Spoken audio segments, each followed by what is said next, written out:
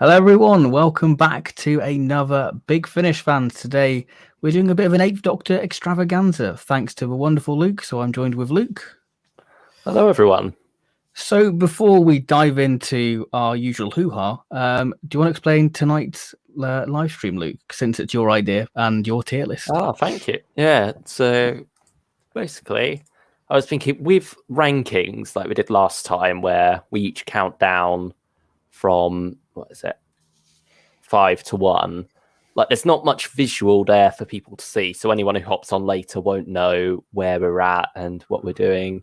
And also, it can be a bit confusing with both of us having two separate lists. So I thought, what if we do a tier list together, like you did for the Doctor Regeneration stories, and then we sort of work on different things, discuss the stories, and debate where we think they should go. I'm sure some of them we will instantly know where it deserves to be and agree on. Others we might be a bit more divisive on, and maybe the chat can get involved and help us decide where to put things. So hopefully it'll be a bit more interactive and also have something for people to feast their eyes upon for a bit. And, Eighth Doctor, he's had 19 box sets now, so that's a good chunky thing to dive into. We've both listened to all of them, so... because we're tier listing Dark Eyes, Doom Coalition, Ravenous, the first two Stranded box sets, Lucy Miller, and Time War. So those are the box sets we're going to be covering tonight. I've put a link in the description below to the tier list so you can have a look. It is all done by Luke. Luke has done all this and made this happen because it's a spontaneous thing, just going, hey, let's do this. So that's basically the plan for tonight. Got a few little comments in the chat. Hello, Tom. Hello, the stylish one. I love your channel. Thank you very much. I'm all right. I'm recovering from the COVID jab, which is fine. Stylish one, can't wait to watch this. I love a good ranking, especially when it's on something I've listened to. I'm guessing the first Dark Eyes will be pretty high. You'll have to wait and see. Not including the War Master set with 8. Then we could do the War Master at a later date, I think. Yeah, I was thinking, when I put it together, I was thinking more just literally the Eighth Doctor stuff itself that's in the Eighth Doctor Adventures range there on the website. Because, we could always throw them in at a later date. Or as a wild card at the end, just go, where do we think we should put? As a little wild card, as a little treat to end it on, really. If we could do that. Yeah, it could do. I was also thinking when we did... what was it? When we next do Stranded or something, we can go back in to this list and add that on Stranded 3, and Stranded 4 when we get around to that, and see where they rank with the rest at the end of that review. Yeah, that's next year, isn't it? Stranded, when that all wraps up. So that's a long time away. Yeah, still got until December. We'd have finished Dalek Universe and the 9th Doctor by then. Yeah, I wonder if we'll get any Time War volumes in between. After the little cliffhanger, I don't think it's a spoiler because I think it's been out since September now. Yeah, as long as we don't have to say what the cliffhanger is to say that there is one and that the range is definitely continuing at some point. I wonder if maybe it's going to do what a lot of the spin-offs and other sets have been doing, where it's instead of being Time War Volume 5, it's going to be Time War, then a subtitle. Maybe, because that does seem to be like a thing for the relaunch, isn't it? But even Jenny's got a title, isn't it? Is it still running or something like that? Yeah. So they seem to be quite content on having, a subtitle for the box set. So it gives it more of its own identity, doesn't it? Yeah, I think it might be a bit like the War Doctor stuff, like Forged in Fire. Then is it Warbringer? The second one is. Which I guess we can cover in a minute. So what have you been up to? We'll wait for a few more people to join before we get onto the tier list and the news. Diving into the Scourge of the Cybermen audio novel. Halfway through part 2 now. Really enjoying that. And certainly it has justified its place as a audiobook, I feel. Because certainly when it was first announced, there was sort of this feeling of, we have Sarah recast now. We have the Third Doctor recast. We've had them both together a couple of months before this, funnily enough, on another Water World, this sea-based, although now we're underwater for this one, whereas that one we were floating on top. But, similarities are still there. But yeah, so certainly part of my thinking was, why is this not just a straight audiobook, really? But then diving into it, listening to it, hearing John Coleshaw's amazing voice narrating, guiding us through it, and certainly the way it's written by Simon Gurrier, there's these great moments that do justify it as a audiobook. There's stuff that just you wouldn't get that same tension out of. I think it's weird. I haven't had a release where I felt this tense listening to it in a while. I mean, part of it's the great sound design, but also the writing, the punchy delivery, the way so many of the moments are written and performed really does bring this story to life. And it's such a different experience listening to an audiobook versus listening to a audio drama. And so I think I'm glad that Big Finish is now letting us have both in these longer forms, because we had short trips for a while. They've been a bit more hit and miss for me. But yeah, certainly this first audio novel is really a hit. And I know you've been listening to, and you've got even further than me at this point. Yeah, I've started the massive part 3. Now, there was a bit of hoo-ha about why is there no physical release, and I myself was one of those people going, I'd like to have physical because I like having the physical product. But when you see it on your app and you see the chapter points, I think part 3 is the longest. It's about an hour and a half. So it's basically like a little mini movie, that episode is. Each episode is above an hour. So you think how many discs that would be? It would be at least 10 discs just to cram all that on. But as a story, going back to like the atmosphere is so rich, and it's very claustrophobic, especially when the Third Doctor and Sarah meet a Cyberman. Obviously, it's not really a spoiler because they're on the cover, and in the title. It's just so claustrophobic, and for me, it's just a perfect like bedtime listen. It's a perfect one to listen to in a dark room and just immerse yourself with the wonderful narration by John Coleshaw. Like the stylish one says, John Coleshaw makes pretty much anything sound basically full cast, and John Coleshaw does a superb job. You've got Nick Briggs. It's an enhanced audiobook, isn't it? Because you've got him voicing the Cybermen as well, Nick Briggs, and obviously him voicing all the other characters. And I will be honest, I was a little bit skeptical when I first started listening to Scourge of Cybermen, because it was very much the first half an hour was not what I expected from the story, because normally in a story you have the Third Doctor and Sarah arrive and then sort of explore, but they're very much established in the sea base already, aren't they? You're kind of you're very much sort of chopping the story right away. And I would say the first, it's from what I've listened to, it is very much Sarah's story. The first half an hour, I would say, is very much Sarah's story. The Third Doctor's busy doing sciencey stuff, whereas Sarah's sort of taking it upon herself to do a bit of investigating, which is wonderful to see her use that sort of journalism skills, really. But yeah, it's a joyous one. It's a joyous one so far. Yeah, and when you first meet the Cyberman, it's the Third Doctor and Sarah together, but the way it's told through narration is very much from Sarah's point of view. You're getting her inner monologue of seeing the Cyberman for the first time and sort of this unknowingness of it and what it is. And I think, another moment that's brilliantly done. And it has the atmosphere of a 60s story, really, doesn't it? I think we said that even from when it was first announced, seeing the description and stuff. Something about the Cybermen in general, it's very much at home in the 60s, really. And this sort of has that same vibe in a lot of ways. So, some moon-based elements and some... I think you mentioned invasion as well, with like cameras watching. Yeah, and I think so.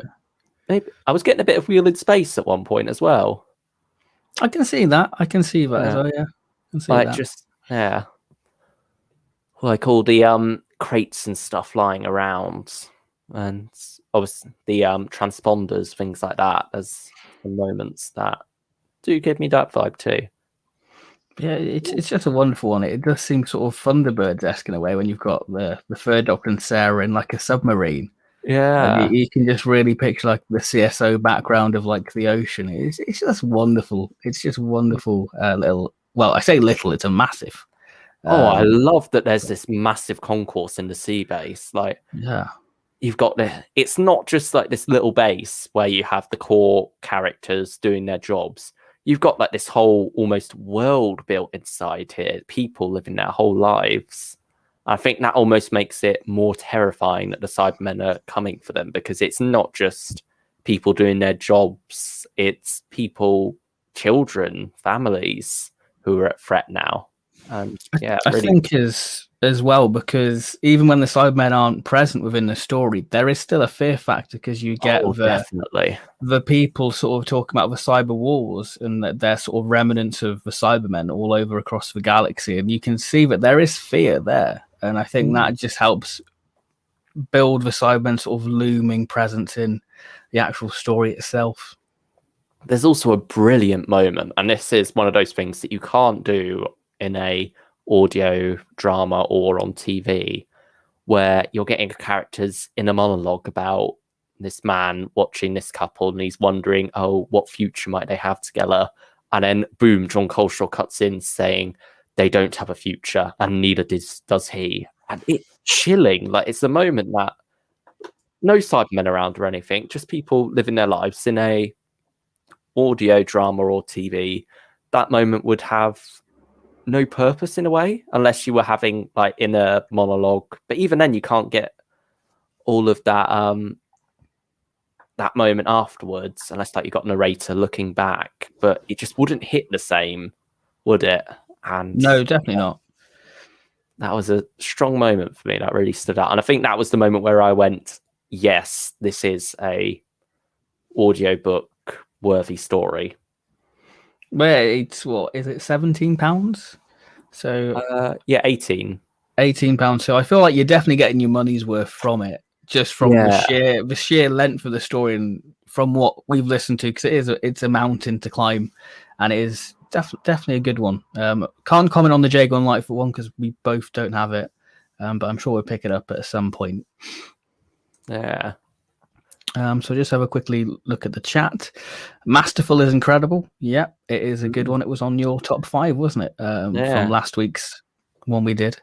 Yeah. If you're unsure about audio novels diving into like this long 6-hour story, pick up the special edition of Masterful if that interests you, and give Terror of the Master a listen, because that's a 3-hour audio book, which is still quite a chunky thing. I think we thought that at first, and then suddenly Scourge of the Cybermen came along and blew that out of the water.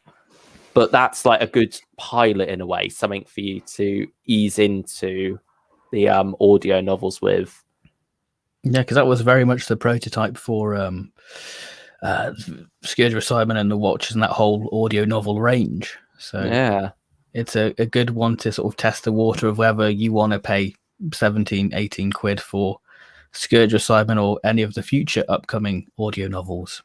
I think one other interesting thing recently, I went back and listened to the behind the scenes for 10th Doctor and River Song, because that's something I didn't actually do at the time. I'm not sure why. I think I started it and then just never got around to really finishing it. Other things came along, went, and just, yeah, you know how it is with Big Finish. There's always something new coming out. And so while I went back and listened to that for the Precious Annihilation segment by, is it Lizzie Hopley? Yeah. And she mentions that this story actually started as I think the way they describe it is a talking book, and meant to be quite a long one as well. So presumably that was originally going to be one of the audio novels, but then when lockdown happened, David Tennant and Alex Kingston both became available together. She was told, could we have this as a audio drama instead, now that this opportunity opened up? And so the plot was repurposed for that. So I think it's interesting. Could maybe there be another 10th Doctor audio novel somewhere down the line coming in to replace where that would originally have been? Well, Jane Slavin is apparently doing one of those audio novels. So unless we get like, because it's meant to be on Nerva Beacon, that one, isn't it? Yeah, apparently. So maybe that could tie into Dalek Universe, which could be a possibility, I guess.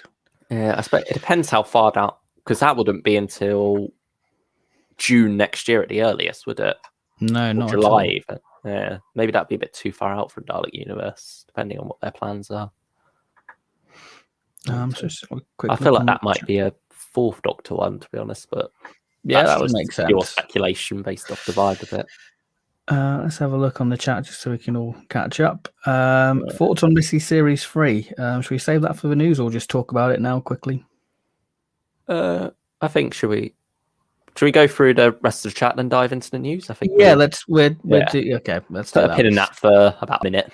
Okay, so which is better, CD or digital? We're very 50-50 on here because I'm very much all for CD and you are majority digital. Yeah, I mean, I love my CDs, I do, but it was sort of getting to the point with me where I'm having so many of them taking up so much space. Like when I get a new CD, it was just there's a free space, plonk it there. I wasn't really having that same joy of organizing stuff and putting it all together. And yeah, so like a lot of that was being lost on me, unfortunately. And I'm also spending more money. And I mean, it's only about 3 to sometimes £5 difference between CD and download. But when you buy as much as we do, that's an extra £20 a month sometimes or more. That's another release, technically, isn't it? At £20. Yeah, and like it's just so much better stuff you can save that for, to be honest. Especially when, as soon as the story comes out, I download and listen to it as a download anyway. I hardly ever actually listen to it on CDs. And so I have sort of wound back my CD buying a lot. I kept going with the monthly range until that ran its course, and still pick up Fourth Doctor Adventures, getting some of the, well, got all of Dalek Universe on pre-order for vinyl instead of CD, because I think there's something even more special about vinyl, isn't there? Getting to stick that on and listen to it when it eventually arrives. But yeah, we're still waiting for Ravagers, a little update. Yeah. But yeah, so certainly for me, it's like I do understand the appeal of CD, which I think I will explain now. Yeah, but I just can't justify it anymore for everything that comes out. 'Cause certainly when I look at my downloads folder and see all the things that I've got, and I think that would be so much room taken up. I don't know how I'd cope. So yeah, go into your CD spiel now. Well, with CD, because I'm a bit of an old fart, even though I am younger than you. For me, it kind of justifies the spending if I have something arrive. If that makes sense. And yeah, I definitely. I think it's that thing of where's my money gone, and then you've got nothing to show for it. So if I can hold a CD and go, that's where my money's gone, it sort of justifies that. And I think, is CD technically a better sound quality? I'm not a technical boffin, but CD is meant to be a more better sound quality. Yeah. So I think as well, you can be selective with CDs. I think if you dedicate yourself to like a certain doctor, then that's fine. But if you're very much like us, who practically gets everything, then it can soon mount up. And I guess it depends where you're living. If you're in like an apartment, you might not have the space for all these lovely CDs. But I think as well, to have a CD, you can enjoy the artwork, what goes into, and all the effort, what goes into them. And I think there is an incentive with CDs because it just makes you feel, this might be the ultimate like negative side, but say if Big Finish did go bust, God forbid that doesn't happen because we love them, that whole sort of Doctor Who thing would be gone. It's like the Tomorrow People and all that sort of thing. They've just gone off the website. So then if Big Finish do fold, you've still got your Big Finish stories. You can still enjoy them. So I think that's like the ultimate scare of why I get CDs, and plus I review the physical product on YouTube. So I think that's another thing for me, so people can see what they're getting if they do choose to get the CD. So we're sort of on an interesting page with that. What else have we got here? What is your favorite non-Doctor Who Big Finish audio? Would that be like non-Doctor Who related at all? So not including the spin-offs, or should we try like totally zero Doctor Who and then one sort of Doctor Who like War Master or whatever? Yeah, why not? Let's do that then. So we go in story or like range? Do you think? Well, just go range it or whatever. Yeah, it's been, like thinking about it, I'm going to have to go range really because it's been so long since I listened. But Blake 7 is probably my the one I've gone to the most. I also did get Omega Factor back in the day as well, and I think one or two other things as well. The Martian Invasion of Earth, the H.G. Wells adaptation, War of the Worlds. But yeah, Blake 7 is the one that I enjoyed the most when I was getting that. And I am tempted to dive back in with something like the Babe and the Butcher, the one that Colin Baker's playing. I think that looks like quite a fun release, so I might pick that up at some point. How about you? Have you ventured outside the realms of Doctor Who at all? I've ventured a couple of times. I picked up the H.G. Wells Invisible Man with John Hurt, which I adored. I thought that was wonderful because that was my first time experiencing that story. And was that his final performance ever, or did it? Because certainly it would be for Big Finish, but did he ever do anything else? That was his last Big Finish. Yeah, that was his last Big Finish thing he recorded. Because I think he recorded all the War Doctor stuff in like bulk. Yeah, and then he did Invisible Man afterwards. So I've listened to that, but I also got King Lear as well. So I do like me Shakespeare. But I'm gonna pick a Sherlock Holmes release, which is called The Tangled Skein, which is basically Sherlock Holmes and vampires. I think it's on Spotify, so you can check it out. It's a very good Halloween listen. It's very atmospheric and it's very much Sherlock Holmes meets Dracula. So I enjoyed that. So that's my non-Doctor Who one. Yeah. Now I got a lot to choose from when it comes to Doctor Who spin-offs that are non-Doctor. Okay. Right.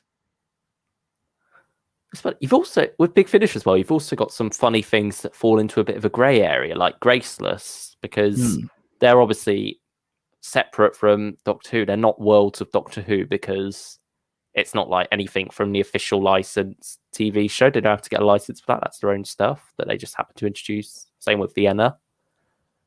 So yeah, it's funny with Big Finish how much stuff falls around in there. But yeah, War Master maybe is always the one that calls to me at the moment, just because there's so much.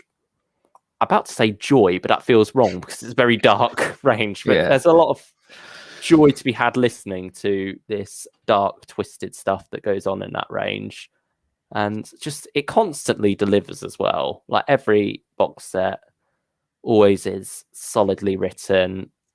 And I love a lot of the format they do there, where they have two writers across 4 episodes.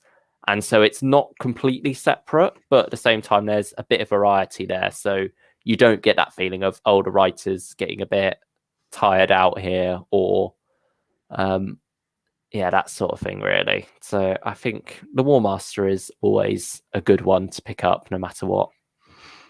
Yeah, I'd agree. War Master's up there, but I think for me, I've got to go Jago and Lightfoot.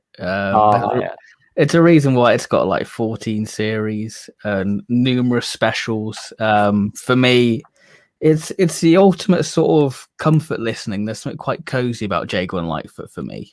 There really is. Especially on like a cold winter's night and you're chilling in bed and you're like, this is really nice. And it's absolutely freezing outside and you're just in bed, snuggling up to Jago and Lightfoot. What more do you want at night? It's beautiful.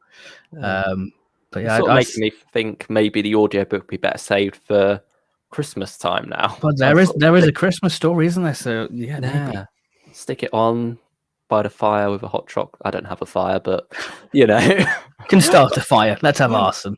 Yeah, let's burn the house down while listening to Jago and Lightfoot. I'd say that's worth it. Yeah, why not? But yeah, it fits that mood. Definitely. So yeah. A warm, controlled fire. I mean, Jago and Lightfoot doesn't fit an arson mood. Well, there we go. Yeah. We do not condone that behaviour here. No. Which is better, TV show or Big Finish? You can't really have one without the other, to be honest. Yeah. Well, I mean, you can have a TV show about Big Finish, but we wouldn't want to. Well, yeah, Big Finish is sort of the luxury bonus, really, and keeps you going when the TV show isn't on. And without the TV show, I wouldn't have John Pertwee, so I've got to say TV for that. How do you listen to them, and what do you get up to whilst they're on? How do you listen to Big Finish, Luke? Sometimes on just while I'm out for a walk. Like I have a half-hour walk to work, so usually that works quite well for things like Fourth Doctor Ventures main range when that was going around. Like the 4 2-part stories where you got half hour. I could snugly fit one of those into that. Sometimes just sat around in the garden relaxing. Sometimes sat in bed at night before I go to sleep. Like especially for Scourge of the Cybermen, that's been the place to listen to that. But yeah, just I'm not overly picky, I suppose. I think when I used to go on a lot of train journeys, like to and from uni and stuff, and around meeting friends, that used to be a great time to listen as well. But COVID and everything, and just less reason to travel in general, I haven't been getting to do that as much. For me, car journeys are very cool with Big Finish, but I think the main way I listen to it is before bed. It's just a nice way to sort of unwind at night and just sort of have that escapism before you wake up back into the real world. I think it's also good for you not to be looking at a screen. Like, don't they recommend like for an hour before sleep, don't look at any screens? So sort of it can be good for that as well when you just got headphones on, shut your eyes and listen. Yeah, for me, it's got to be deadly silent for me to enjoy a Big Finish because I want to fully immerse myself in the story. And I think if you have your eyes shut, it probably helps you visualize stuff a little bit better because I'm one of those people who has to visualize the story. And same. I think it's one of those things that the better I can visualize the story, the more I enjoy the release. If that sounds a bit, I don't know, that sounds a bit silly, but yeah. No, I get what you mean. If my imagination's working and the audio is working, then we're going to have a good time. If it's easy to picture, then it's going to be a thumbs up for me. Yeah, there's sometimes releases that I don't get along as well with just because of like struggling to picture things, what's going on. So I think certainly it is useful to know what you're listening to in that sense and be able to have a strong visualization. I think a well-told story will help you visualize more, won't it? Oh, definitely. Yeah. What else we got in the chat? Quite a lively chat tonight. Yeah, it's quite lively, so this is great. And we haven't even got to like the main subject of the live stream yet. Thoughts on the War Doctor cover? We'll cover that in the news in a minute. Who invented the audiobook format? Probably British, because us British people love audio, so somebody British, I presume. Yeah. Have you heard behind the scenes on Dark Eyes where Nick Briggs says that he thinks the Time War stories could be the most dull type of stories? He certainly changed his mind. Yeah, I've seen that on somebody did like an edit of all like of that clip and then like of all the Time War releases, which is great. You two need a podcast together. I guess this is our little podcast. Yes. We've always said it's a podcast. It's a visual podcast. You can listen to it and you can also watch it. So best of both worlds, really, with that. We're going for a more watching one at the moment, aren't we? Well, with a tier list, yeah. Definitely with a tier list, yeah. Smeagol, Juicy Fish, Yo-Yo Fam, Yo-Yo, Galactic Yo-Yo. Fourth Doctor Series 11 and 12 will look so inconsistent on CD, alternating between 2 single CDs in a set of jewel cases. I think it might not match. Where are we? I think they're all going to be the double jewel case, unfortunately. Oh, so we've lost the individual cover art, which is a bit of a shame. I think if there is individual cover art, that's a good incentive to get the CD, just so you can really enjoy the artwork. Yes, Fourth Doctor Series 11 Volume 1 is 4-disc jewel case and slip cover, and Volume 2 also 5-disc jewel case and slip cover. So yeah, I mean they've still got the individual download options, so I wonder whether they'll just have like the main cover on, or maybe they still will have individual art. Who knows? But I'm not holding out too much hope for that, though. I feel like it is just going to be the one cover. But I guess we've sacrificed the individual covers for an extra story for the same price with the 2-parters. Peak Season and Ghost of Margaret, I believe, is the other one. Where are Series 12 Volume 1 does say 2x2 CD and slipcover though. But I wonder if that's maybe a mistake that they just haven't updated yet. Because with Volume 1 of Series 11 being just a double case, I can't imagine they'd switch back for one release randomly and then there we go. I think we are just going to have like the slightly thicker ones now on the shelf. Stephen Wright's put, I might have to convert my room soon as I've been collecting Big Finish since I was a teenager and got so many CDs. I'm running out of room to put shelves on in my room. The CDs on. I know the struggle. It is. Yeah. It's ever a daunting thing when a new Doctor Who thing arrives. Like, oh, that's great, and you're like, where on earth am I going to put it? I think that's the problem with Doctor. I think that's the thing with Doctor Who fans. We buy things and we question later where we're going to put it. I think that's my motto: buy things, think later. Yeah, very much me with the vinyls at the moment. I'm wondering where they're going to end up eventually. I mean, they're worth it. They're definitely worth it. Oh, definitely. I think it's fun to listen to as well. And just like having the artwork at that size, it's brilliant. Oh, it's beautiful. I recently bought Bernie Summerfield box set and a Gallifrey Time War box set to dive into more spin-offs. Is this a good starting point, or should I try listening to other spin-offs? That is a good question. I suppose it all with the spin-offs, there's so much now. It all just depends what you're into, really. There's some that feel more Doctor Who like Diary of a Song, and there's some that feel completely different from that, like the robots, for example. Yeah, I mean, you're a big fan of the robots. Yeah. I think with spin-offs, it's very much Big Finish have got you covered with whatever you really want. I think if you've got a Spotify account, I think even Apple Music as well, that they've got Bernie Summerfield box sets on there. They've got Dalek Empire Series 1, Cyberman the whole of the Cyberman series there, Jagon Lightfoot Series 1 to 5, maybe 6. I think it's 6, isn't it? You're right, 6. Because that's like the last one that's discounted on the website. I'm not there. That feels. So there's plenty of spin-offs to sort of dip your toe into. If you're a bit unsure about the spin-offs, then that might be a good way of testing the waters. But for me, some of the best spin-offs are, Jagon Lightfoot, War Masters, fantastic. You can't really go wrong with those, I don't think. Yeah, and I think a lot of spin-offs as well do tie into other things like the main Doctor Who ranges. Like with the Fourth Doctor Adventures, you've got a couple of stories with Jagon Lightfoot. You've even got them on TV with Talons of Wintrang. So you could sort of start there where you're more in the Doctor Who comfort zone. And if you like that sort of thing and those characters, branch out more with their own series. I mean, Gallifrey Time War, that was meant to be a sort of a jumping on point for the Gallifrey series, wasn't it? Because Gallifrey's had so many different soft reboots over the years, really, because it was only meant to be 3 series and they carried it on. But I've not really dived into Gallifrey. I've been meaning to. It's always been on my list to check it out, but I've just other things come out. The amount of the releases what come out, it's just hard to get back and revisit some of the old stuff, really. But here we go. Did you see Jacoby in Inside Number 9? Felt very master. No, I've not seen any of the new Inside Number 9. Meaning to.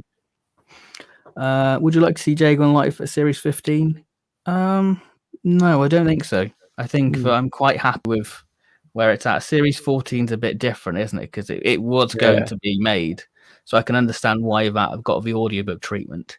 Yeah, I think we've said for a while that since those scripts were already written, and one of them was even suggested by Trevor Baxter before he went, that it feels right for them to be finished. Although we both said we would prefer it in more of a Companion Chronicles format instead, but still, audiobook is fine. And it's good to have those scripts out there since they were already written anyway. Just lying around, might as well get some use out of them.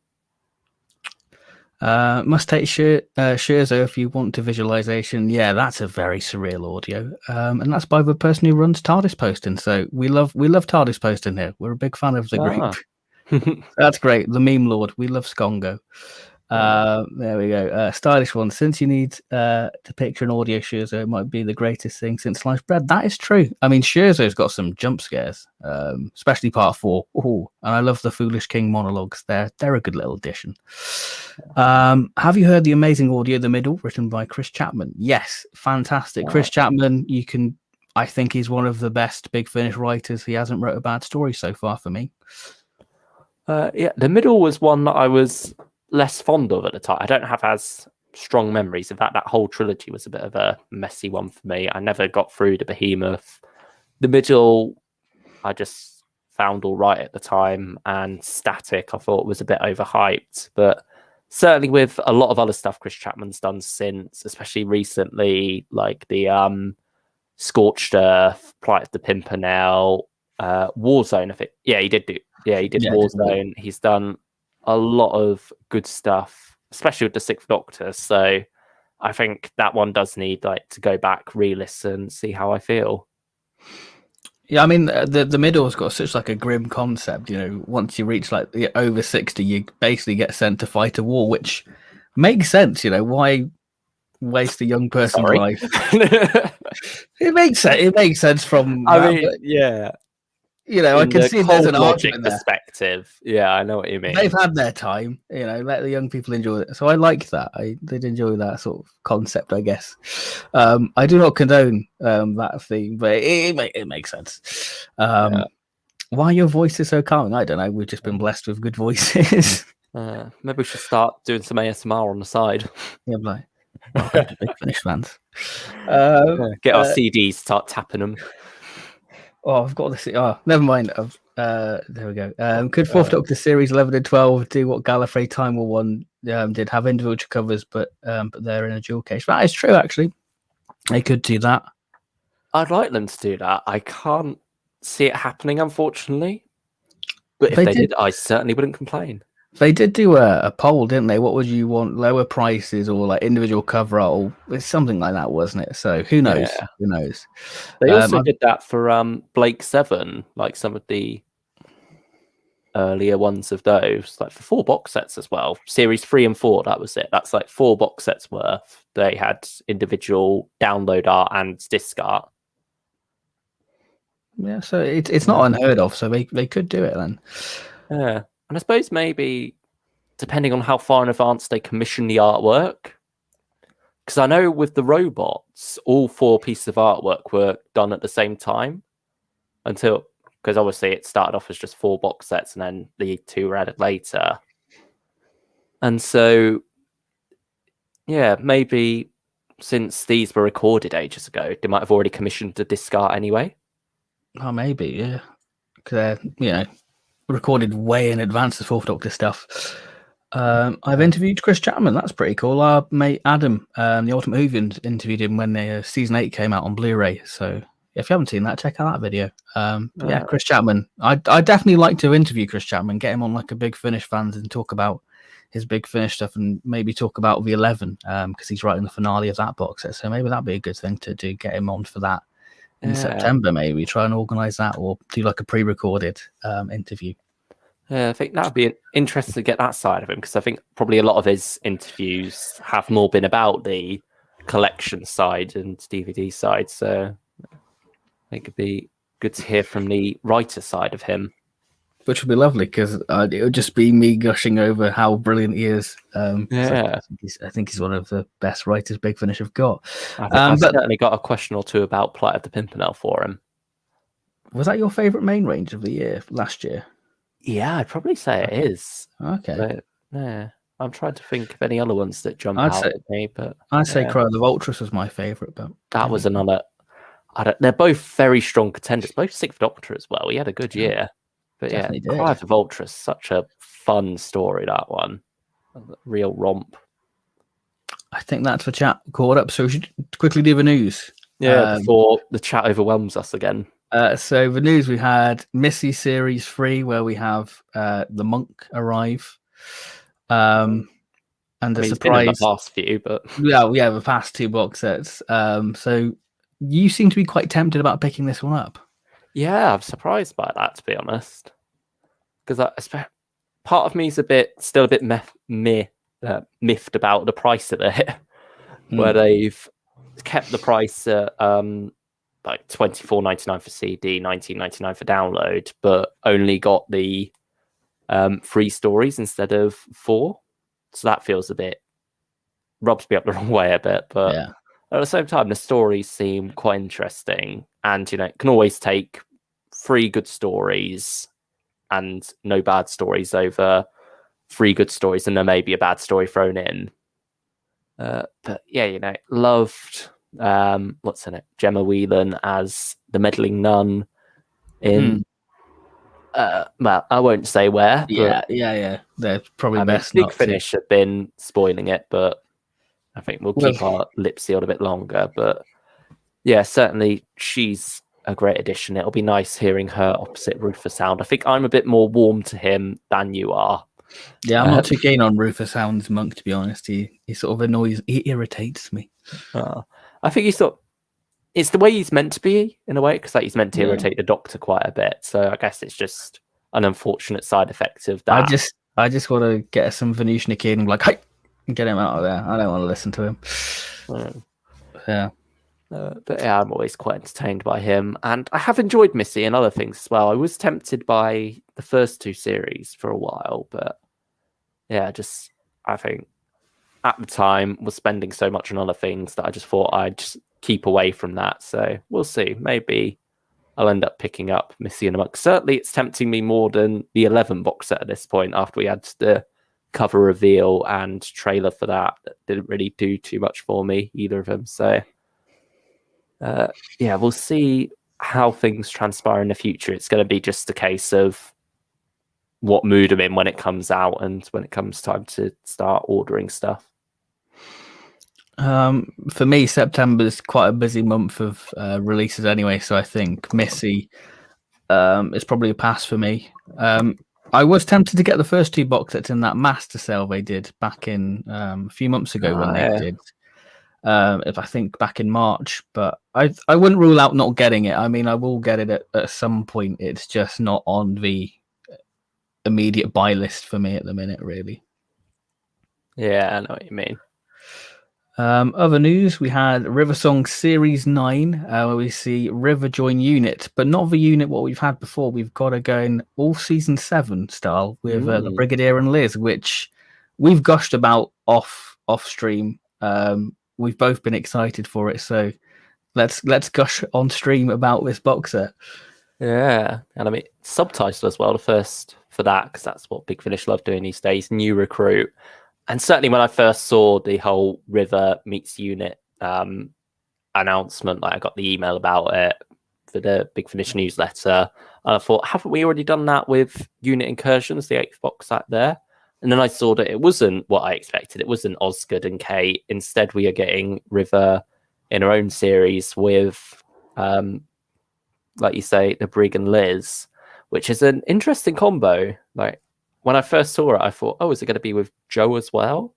But no, we're getting Liz instead, which is nice because it now means October with 3rd Doctor Volume 8, we get Joe and Sarah there and then Liz here. So we're getting the whole trio in the same month. Yeah, it's a good year to be a 3rd Doctor fan, isn't it? Oh, it really is. Terror of the Master, and then you've had Masterful as well, then 2 Third Doctor volumes, and this and Scourge of Cybermen. Gosh, we are being treated, us 3rd Doctor fans this year. It's utterly brilliant. And my bank account may cry, but I am very happy. Worth every penny. Oh, absolutely. Because you've sort of got me into River in a way, because you've got practically every River release, haven't you? And you said how good it was, and I picked up Series 3 because of Davison, and I enjoyed that, and then ever since I've been picking them up, and I think that it's one of the most surprising ranges out there, really. Even if you're not a big River Song fan, I think that she's definitely proved herself as why she's one of the iconic characters in the show's history. And her meeting Liz, which I think you said was a bit of an odd choice, but I think it works quite well because the Doctor's very equal to Liz, and I think River's very equal, well, more equal, well, above the Doctor in a way, I guess, with her sort of skill set. So it'd be quite interesting to see that dynamic. And Liz was a complete surprise, and it's lovely to see that Big Finish have such faith in the recast with John Coleshaw and Daisy Ashford. So it's lovely to see Liz get a bit more love, because season 7 is quite small in terms of expanded media. So it's lovely to open that up and have some new season 7 style stories, because I'm a big fan of season 7, because it's got such a different feel to it, like any other Doctor Who series. It's such a very different season, so it's very special and iconic, and I hope that this box set sort of celebrates that in a way. Yeah, I also love that we're now going back to the series 1 to 4 format with River. Like, there's definitely a divide between that and what came after, where it was one long story. Each episode still had its own individual flavor to it, but it was all like this one long arc, often building to a meeting with the Doctor at the end, or Doctors in series 2's case, and it was often built around that sort of thing. And it seems like we're now going back to that after we've had more anthology styles linked thematically. Like series 5, it was just different master stories. 6, just River bumping into like jumping into classic Doctor Who stories. 7, it was like getting more into the detective side of River and her Melody Malone persona.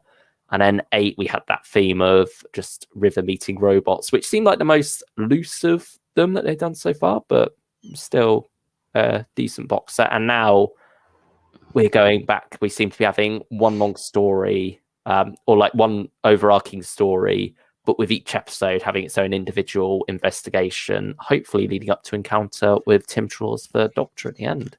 Nice little segue here, because we've got a comment about Tim Trelaw cameo in River Song Series 9. Hopefully from the press release, it did seem to sort of suggest that, which I think it would be a wasted opportunity if we didn't have River meet the third Doctor, because I think that they'd get on quite well. I feel like the third Doctor would be like, hey, let's go to dinner, let's go to a fancy restaurant and go to like a gentleman's club. I think that'd be quite cool to see that sort of dynamic.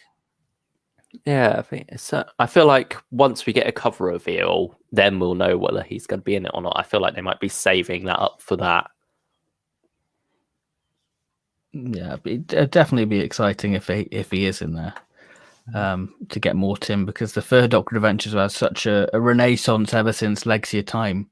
People have discovered how good Tim is, and like, wow, that is the third Doctor. So it's lovely to see that range get a bit more love and appreciation, and it's great to hopefully see Tim in River Song Series 9. So the last bit of news before we get onto the tier list, we have the War Doctor second box set, the War Doctor Begins box set, which is called the Warbringer, which is basically a traditional Big Finish box set, much like Ravagers and the first War Doctor box set, only the monstrous, where it's one big story told across 3 stories. Yeah. What do you make of that news? Yeah, I actually listened to the first episode of Forged in Fire today. What is From the Flames? Was that Light the Flame? Yeah. Oh, Light the Flame. Yeah, that's it. Yeah, I listened to that today after this news. It got me in the mood to take a short detour away from Scourge to Cybermen and dive into War Doctor. And so I very much enjoyed that, and I'm very much looking forward to this box set now. It seems it's like the change of pace I've been wanting the Time War stuff to go to, like with the 8th Doctor and War Doctor. I've wanted more of these long story arcs in one box set rather than standalone episodes, because I feel like that's where you really get the true scale of the Time War explored more, and you can get these more emotional depths. It's what's been working so well for the War Master range. And so I'm glad that we are now bringing that style in here with the War Doctor. It's a pretty good cover as well, I'd say. I love that art style that they're going for, because I think our good friend James put that it sort of reminds him of like the deviant art you'd see back in 2014 when the War Doctor was this very exciting concept. So I do love that. I love the art style that they're going for, because it just seems very different, doesn't it? And it seems like almost, I feel like you're going to create like a tapestry in a way with those covers. Yeah.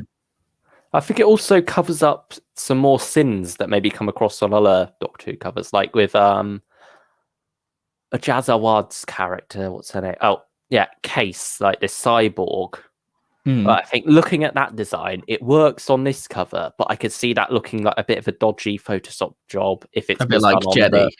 if it was done on that sort of cover. Whereas here, where it's more blurred in and stuff, I think it helps that feel less abrasive, I suppose. Helps it blend in much more.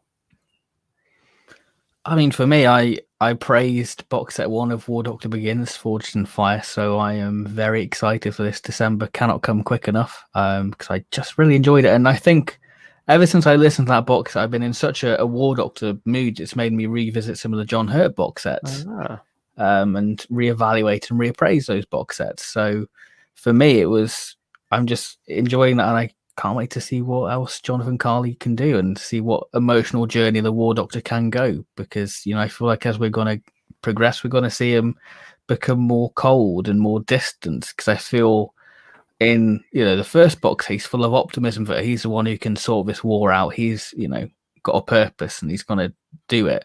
And we're going to see him slowly lose that hope as we progress through those box sets, which is going to be a nice little character journey, because I know that Louise Jameson worked with Jonathan Carley to get more of an emotional performance instead of delivering the incredible impression. So we're getting more of a layered performance, as it were. So I can only credit that we're going to have that emotional journey of the War Doctor's character arc explored. Yeah. I think he's great in the role, isn't he? Oh, definitely. Yeah. Definitely. I think it's not quite the same as with Ravagers when we got Christopher Eccleston back. There was something there about this is my Doctor. And so with that story, even if Ravagers wasn't quite as strong as maybe we hoped, it still carries off of just the sheer joy of having him back. But with Light the Flame, I think it was a decent start, but it didn't quite get that same excitement level from me. Even though listening to him, he was great, there wasn't that emotional attachment to his Doctor anyway. And so I feel like that made me enjoy it a little bit less than, say, Ravagers. But 2 more episodes still to go, so I've still got strong hopes for this box set. Yeah, definitely is. It is a good one. Just quickly look at the chat before we go on to the tier list. Will you be getting Jenny Series 2? I probably won't, to be honest with you.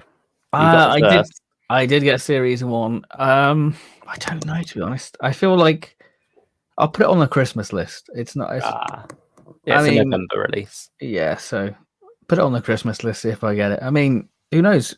I mean, I think Jenny has promise, and there is a glimmer of hope in the first box set. So I am optimistic. I might get the second box set just to see where we go with Jenny.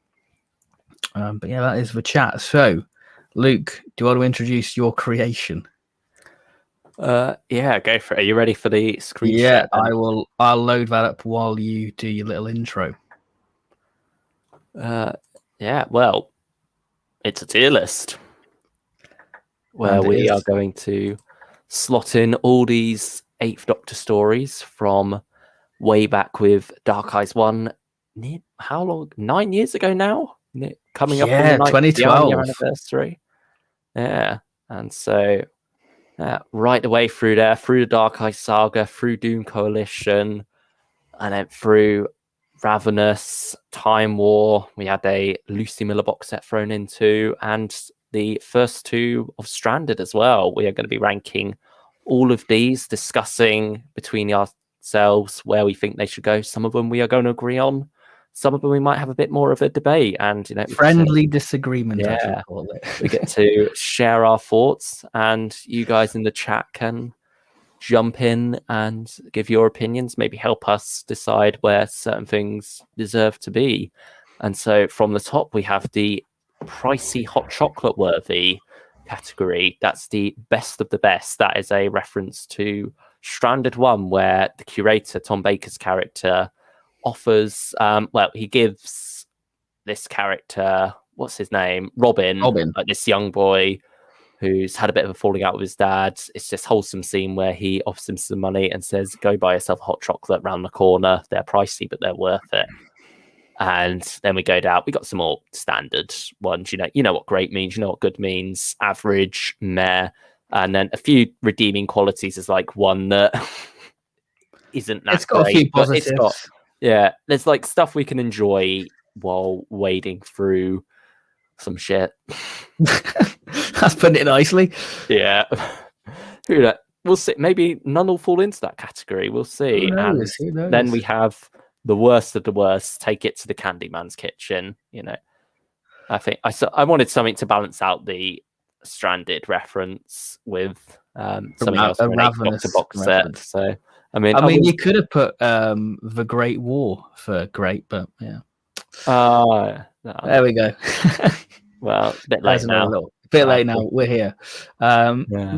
Before we start, you can do this tier list in your own leisure. We'd be very interested to have your response if you want to put it in the comments or like a video response. Do they do video responses? That used to be the thing. But we've both got Twitter, so you can always tweet tag us. Tweet Yeah. us, and we'll happily see how you would differ or agree with us. Really. So let's dive into this tier list. So should we start with Dark Eyes 1? Seems like a sensible place. Seems like a sensible place. I know exactly where this is going to go straight away for me. Right. For me, this is. I've got a bit of emotional attachment to this box set, so for me, it's an obvious one. I feel like for me, because I came to it a bit later. I mean, it's still a really strong box set. You did Dark Eyes backwards, so you have no say in Dark Eyes. Yeah, I think I went 3. I'm not sure if I did 2 then 4 or 4 then 2. But I mean, don't listen to his opinion. Look, he's not valid. He's not valid. Look, back then, it was 20 quid for a pre-order, 40 quid for the whole box set. I wasn't gonna wait around for them to go on special. I wanted some 8th Doctor. A 20 quid box set is going. I'm picking it up. And so I dived in with Dark Eyes 3. Okay. Yeah. So where are you thinking of putting it? I'm thinking of going great because I feel like, it revolutionized Big Finish. It gave us the box set format. It's got a lot of strong moments in it, strong emotional moments. Paul McGann is revitalized here. Ruth Bradley is great alongside him as Molly. But I feel like it does have some flaws, especially in episode 3. It sort of dulls out a bit. And so I'm sort of leaning more towards great. I think it is an amazing box set, but I also think it's ever so slightly overhyped. How about you? See, from those reasons you've said, I would say it's pricey hot chocolate. For me, it was... Because looking back at it when I first listened, because this is the thing with this tier list, we have not listened to these box sets in preparation for this. This is all spontaneous, off your gut feeling. There wouldn't even have been. Yeah, when we decided to do this, there wouldn't have been time to listen to. God, no. How many? 16 hours for just Dark Eyes alone. 32, 64. Too many hours. Too many hours. 72 hours total. Although 76. Yeah, I don't know. Just doing quick maths in my head. 76. Approximately too much. Too many hours. But for me, like you said, it's a prototype for modern day Big Finish. For me, when I listened to it, this was the closest thing we could get to Big Finish Time War. So I think for me, it's very much a precursor to that, really. And I think that's what makes it quite exciting. Because there was no Night of the Doctor, but we knew sort of the Time War was happening, and this box that even references that sort of thing, that sort of looming stuff that Time Lords can foretell a time between like a war and the Daleks. And I think Molly is such a lovely companion, Tardy box. The Great War is such a wonderful intro to it, even though you might be wondering when does he get his new costume. Then you've got The Fugitives, which is such a wonderful runaround story, which is so beautiful, with Dunkirk and seeing sort of that heart moment of Molly sort of being ripped out, realizing there's another world war, was just, heart-wrenching. Then you have that rather joyous moment where they're sort of in like a sort of where is it, like an ocean planet, and they're just chillaxing after the events of the fugitives. Then Tangled Web is very much a lovely character piece for Molly, exploring that, and you've got the wonderful Cotris, and Toby Jones is in there. And I will say X and the Daleks is the weak link within it, but for me, it's got to be Pricey Hot Chocolate for me, because I think it's just such a monumental box set. It's Nick Briggs's finest work at Big Finish for me. I think it's one of his best things he's wrote. So I think it's Pricey Hot Chocolate. I'll budge on this one. I'll compromise. Okay. I'll let you have the Pricey Hot Chocolate here. Okay. So it's very close for me. It's a low price. It's a Pricey Hot Chocolate without the marshmallows for me. That's still fancy. That's still very fancy. Dark Eyes 2. We introduce Liv Chenka back into the fold, and this is where she sort of starts to become a prominent feature in the Eighth Doctor's life. Yeah, I've got mixed feelings on this box set, because The Traitor seems more like a second story than it does like an opening story, if that makes sense. It's a weird structure as well, isn't it? Because I think The Traitor for the Eighth Doctor is the last story, if I'm remembering right.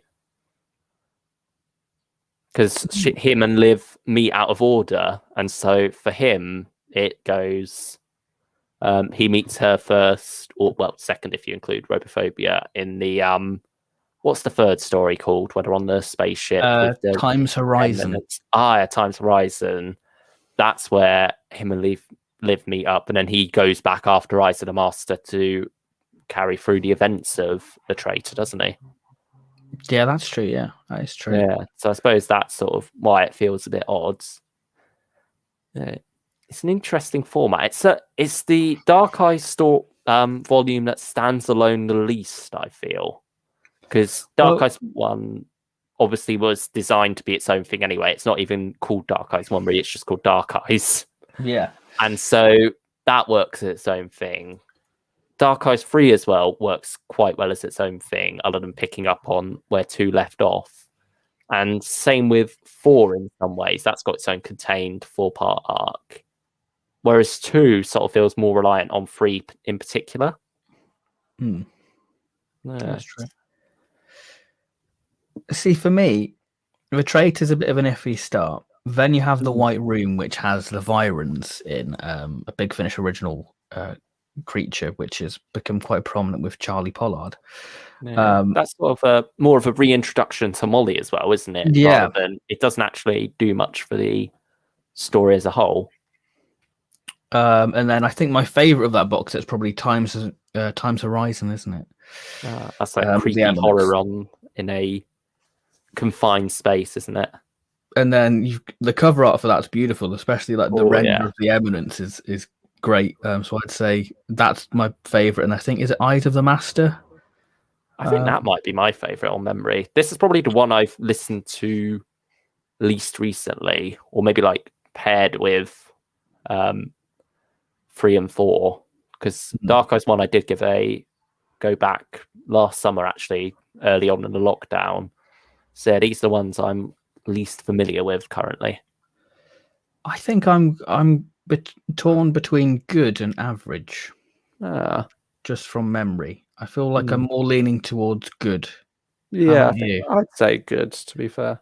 Right, so we're in agreement. There we go. Yeah, good. I think it's sort of giving it the benefit of the doubt that I haven't listened to it in a while, so it probably isn't too bad. I think it was my third favourite of the Dark Eyes series. I think it went Dark Eyes 1, then 4, and then that, and then 3. Speaking of Dark Eyes 3, we have Dark Eyes 3 next. Yeah, this is where we might get a bit more divisive, I think, because I've got like the attachment of this being my first Eighth Doctor at Big Finish, and also first Dark Eyes and everything. So yeah, I think I'm quite fond of this one. I do feel like it's for your reason. Based on memory from a long time ago. I love the first episode, Death of Hope, where we swap out the Doctor and the Master, have them in a different role, and we get to see the Master be the hero, but for his own reasons. I think there was some great stuff there. Second episode, I remember being my least favorite. Is it the Revived? The Reviled? Yeah, that's got Sacha Dhawan in, hasn't it? I think. Oh, it might do. I think That's been a while. That's sort of the mirror piece to Death of Hope in a way. I think that's like happening at the same time, so I can't quite remember. But yeah, and then Master Plan is another great one. That's the Doctor and Master trapped together and having this debate while also trying to survive and maybe kill each other at the same time. Who knows? And then I do remember being a bit disappointed by the ending. I think it had a lot of exciting stuff, but then like once you get to the actual end of it, it felt a bit unsatisfying and felt a bit weird to me. But yeah, I still did. I have a lot of fond memories of this one, so I'd put it with good. Okay. Go on, let's let you rip it to shreds. Go on. I mean, you say rip it to shreds. I'm using my memory from God knows how many years ago, because obviously audio is a bit harder to latch onto because you don't have like the visual stimulus to jog your memory. You know, so it's quite easy to blur together. But from memory, Death of Hope, it's got McGann having a cup of tea with Narvin because I think it's all about a celestial intervention agency. From memory, it's a very sort of Doctor-like stories, and it lets McQueen. I think this box set is very much McQueen's box set. It lets him shine. The Reviled with the weird macro crab creatures. It's a bit bizarre. Yeah, I wasn't a fan of them. Not too keen on that. And then I think my favorite story was it Master Plan? Yeah, the third story. I loved that because it was just the Doctor and the Master locked in a room, just having it's a wonderful character piece. But I think my problem with this box set is Molly, how it treats Molly, how Molly becomes very prominent character. You know, she is the box set, she is Dark Eyes, and yet she's kind of done her dirty with this. And I know that's down to Ruth Bradley's scheduling and all that, so that's sort of outside forces, but it sort of lessens my enjoyment really. And I think it's a good sort of way of trying to make the Eminence more of a, because this was a time when Big Finish were trying to push the Eminence as this big new original threat, which this was its last proper appearance, really, wasn't it? It was the Fourth Doctor story out before this. Yeah, that was. Okay. I think that came out the same year, didn't it? They're both 2014. Yeah, 2014. Yeah, that's right. Because Dark Eyes 1 was 2012, and then they took 2013 off and kicked off in 2014, finished in 2015. You know what? Because you've argued your case, and because it's your first box set, and you let me have Dark Eyes 1, I'm gonna give you the same. There we go. Treatment. There we go. Dark Eyes 3 isn't good. Dark Eyes 4, on the other hand, where's that gonna go? It's got an award-winning audio, hasn't it? It's got Absent. Is it Absent? No, it's not Absent Friend. No. Day in the Life. Or is it? No, Life in the Day, I think. Life in the Day. There we go. Yeah. That's a good story for Liv. That's a very good Liv story. Yeah. That was a very strong start to the box set as well. Then you have the Monster of Montmartre, which I love. I like that. It feels very modern, that story. I do like that one a lot. I feel like I like the idea more than I like the execution.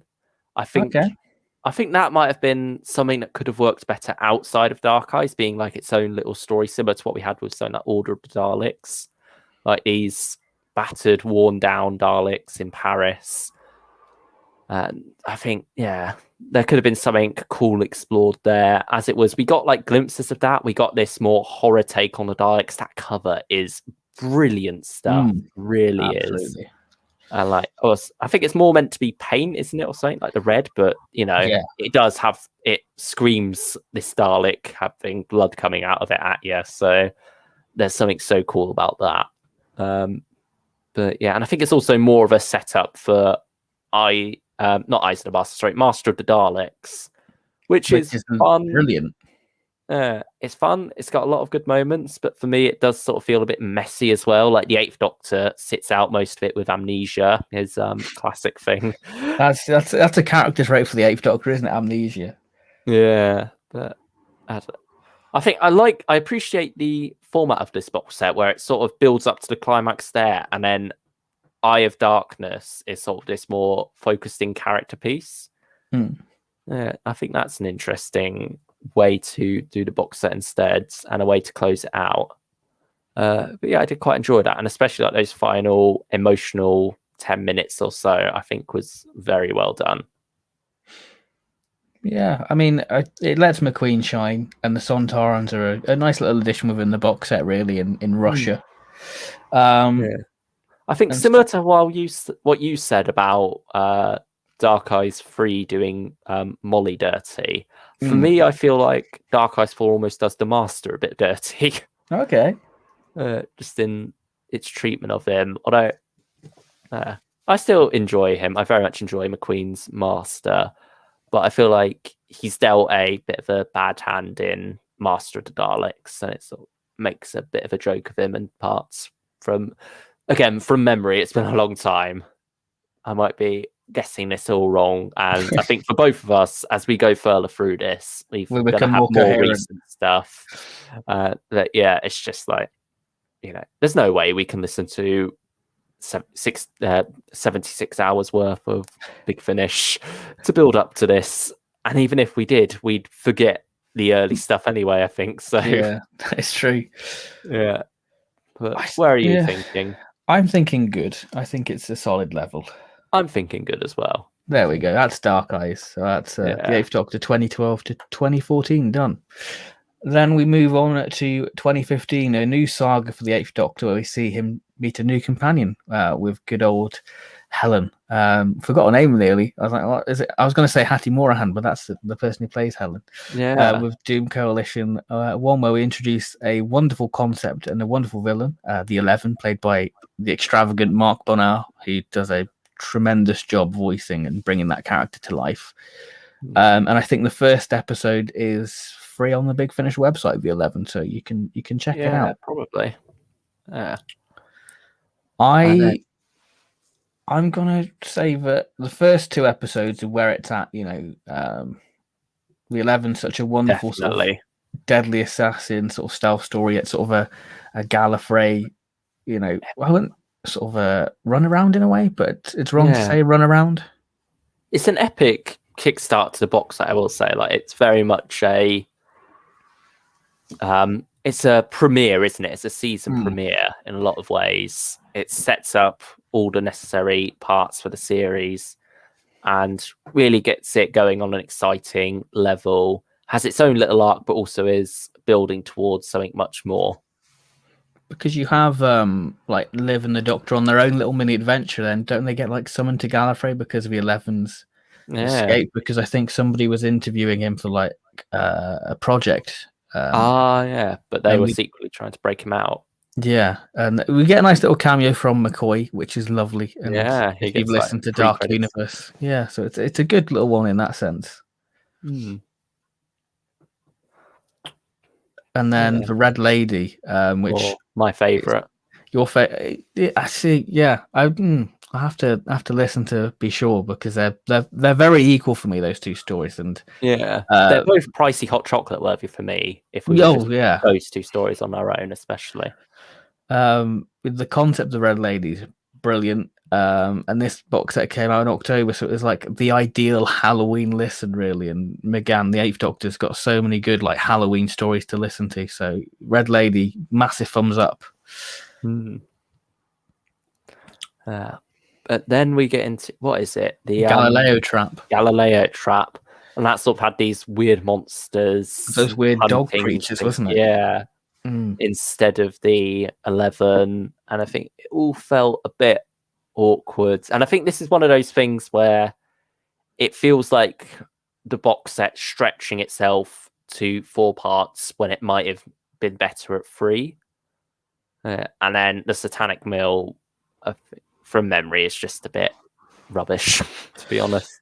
Yeah, I mean, isn't that like a pseudonym, isn't it? There's sort of speculation who actually wrote the Satanic Mill, because Edward Collier, who's credited, hasn't written anything since or before. So there we go.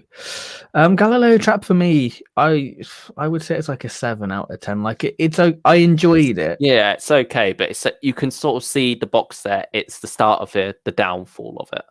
And then the Satanic Mill is, It's like it's an average. It's an average one. It's not it's not what you expect from like a finale. Like if you go into the expectation of how the 11 and the Red Lady is, the box set soon just grinds to a halt instantly, and you're like, wow, we've got another 3 box sets of this. How is this gonna work?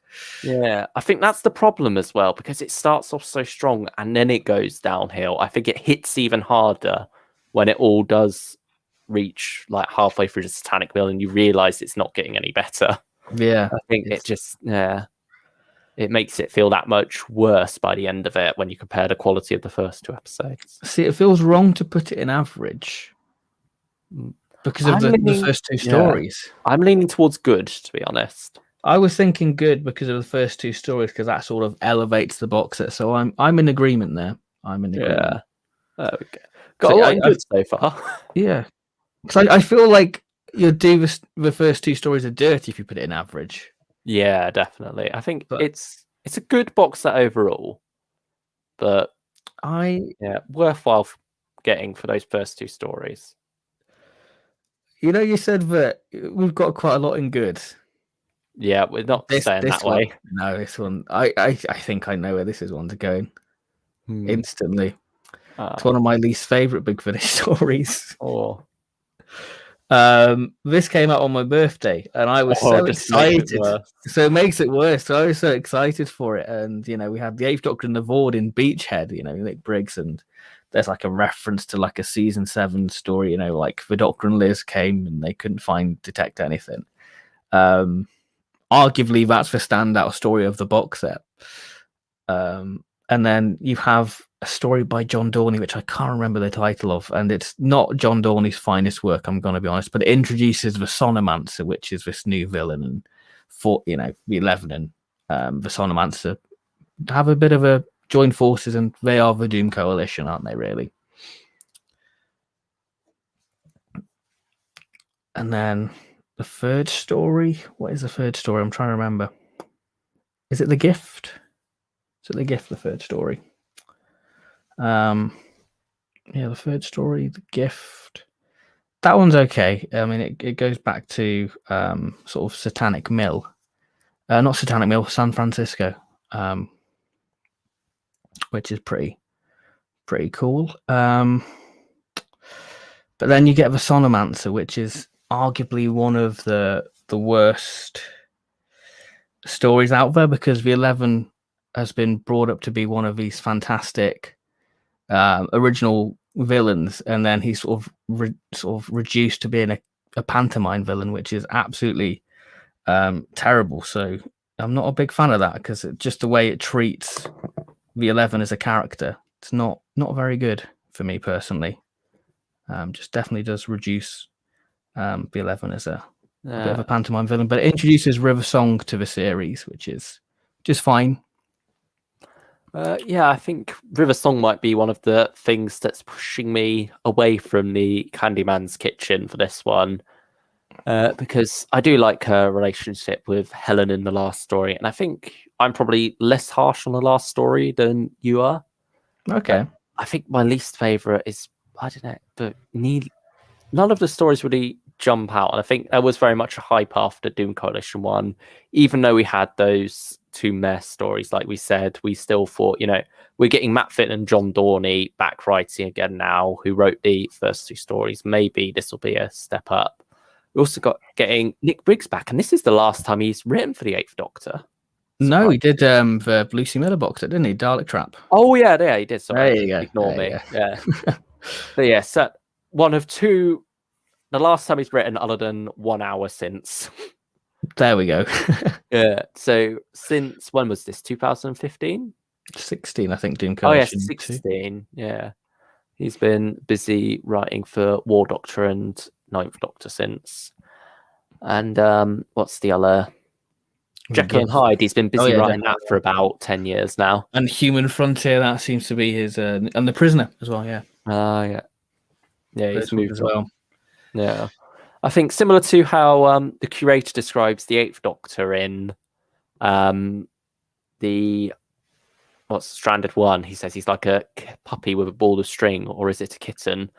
I think that's Nicholas Briggs. He has this fascination with something, then he moves on to the next new toy, that excites him. But yeah, Beachhead wasn't a great one either. The Vord getting in there after their brilliant introduction to Big Finish in Domain of the Vords, suddenly nowhere near as good there. It's a very average story just to kickstart the box set and get things rolling. And also, it just feels like not much happens in this box set overall. Like, we introduced the Solomancer, who is important in Doom Coalition 4, but I feel like if the stories were better, that could be forgiven, but just none of them really do that great for me.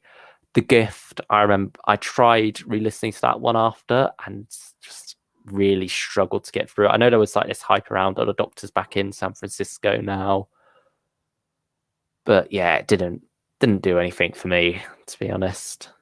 I think for me, this box set is where the cracks show with Doom Coalition. For me, it's very filler. And for me, with a box set, you introduced... I think this is my problem with Doom Coalition. I did the whole video back in the day on this. Is that you introduce the series with such a high start, and then you become very much filler. And granted, the Solomancer is such an integral part of Doom Coalition, but it just feels like you've got to get through a load of stories before you start to get to the actual story. And bearing in mind, this is, 16 stories. So you can easily cut Doom Coalition down to make it more of a cohesive series and have more of a satisfying sort of payoff. And if you look at the way television's gone, people like to be invested in story arcs. Look at the show of like The Mandalorian and stuff like that, with the whole arc with the child. So I think that people want to be invested in these long story arcs, but they want, to be able to have a bit of filler but still tie into the arc, and I think that Doom Coalition doesn't really have the balance for me. Well, I think it's just about doing good filler. Like the Red Lady is technically filler in a way. Like, that's introducing us to Helen, but we're not getting anything in the main arc, really. We get to go back to that towards the end. Yeah, but that's more of like a fun little Easter egg, Like, you could easily leave that out and it wouldn't have too much of an impact. And so I think there is a bit of a struggle there in the sense that it's just a bit naff filler, to be honest. Whereas, after this as well, Doom Coalition 3, which we'll talk about in a second, that opens up on an episode which is pretty much filler. It's much more character focused. It doesn't really drive the overall story arc forward. It's just a nice little piece for our characters. But I would say it was needed, that story, because Helen at that point, I wouldn't say has had much development. So I think it was very much letting Helen as a character, let us flesh her out and have more of an attachment to her and let her go on this journey. Yeah, exactly. Really. It's still very much needed. And so, but that's the problem with a lot of the Doom Coalition 2 stuff. It's just not as enjoyable, maybe because it doesn't have that quite strong character building moments. But yeah, it just needed more, really. Like, if it was better, but still that same amount of slow plot progression, it would be much more forgivable overall. And I think it does definitely damage Doom Coalition as a whole. Definitely for me. So I feel like we're in an impasse right now, because I feel like you should be taken to the Candyman's kitchen and you're a few redeeming qualities. Yeah, I mean, neither are particularly good. I think none of them are the best on the list. Yeah. I think nothing is going to be below this. Yeah. And so I think it's fair to put it in Take It to the Candyman's kitchen, because otherwise the kitchen's going to be empty. He needs something to put. Okay, there we go. I think it's like, if we're going from like two ends of the spectrum, you sort of need something at the bottom of the spectrum.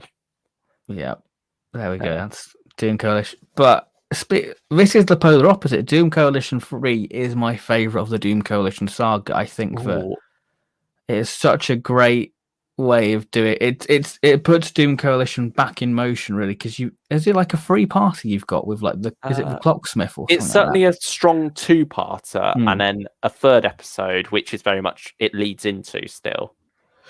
And the cliffhanger as well for this box set, brilliant, really good, really good. I absolutely adore that. And River's fantastic in this box set. So yeah. Yeah, this is where she really comes in force. Like, she's very much a huge part of that middle two-parter and the final episode as well. This is her box set for Doom Coalition. Like, she has smaller roles to play. Like, I think she's only in one episode of 4 as well, and then Yeah, one Songs episode of of Love, 2. isn't it? Songs of Love is the only one she's in Yeah, Doom Collection 4. yeah, and I mean, River dressed as a nun. What's not to love there? Like, that is perfect for her. And so I'm leaning towards great for this one. I'm in agreement. There we go. There we go. So that's Bosch. You're going in great. Yeah, it's a great set. It has so many strong moments, like that 2-parter going all throughout space and time. There's a lot of fun to be had there.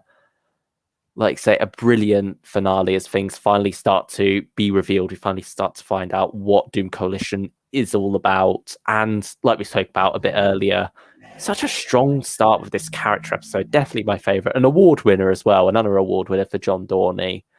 And so, yeah, just beautiful stuff all across the board, really. And I think at a time where we were sort of, after Doom Coalition 2, very much put off with this and the Eighth Doctor as a whole, this is what we needed to get us back in. And unfortunately, I think with a lot of people in our Doctor Who circle, the damage had already been done with Doom Coalition 2. And I think, I mean, even you waited a while before you got Doom Coalition 3. Yeah, I waited for the reviews to see if it was good, and thankfully I saw reviews saying this is the best of the Doom Coalition saga. So, like, you know what, I'm gonna jump the gun and get it, and it definitely did deliver. The hype was real.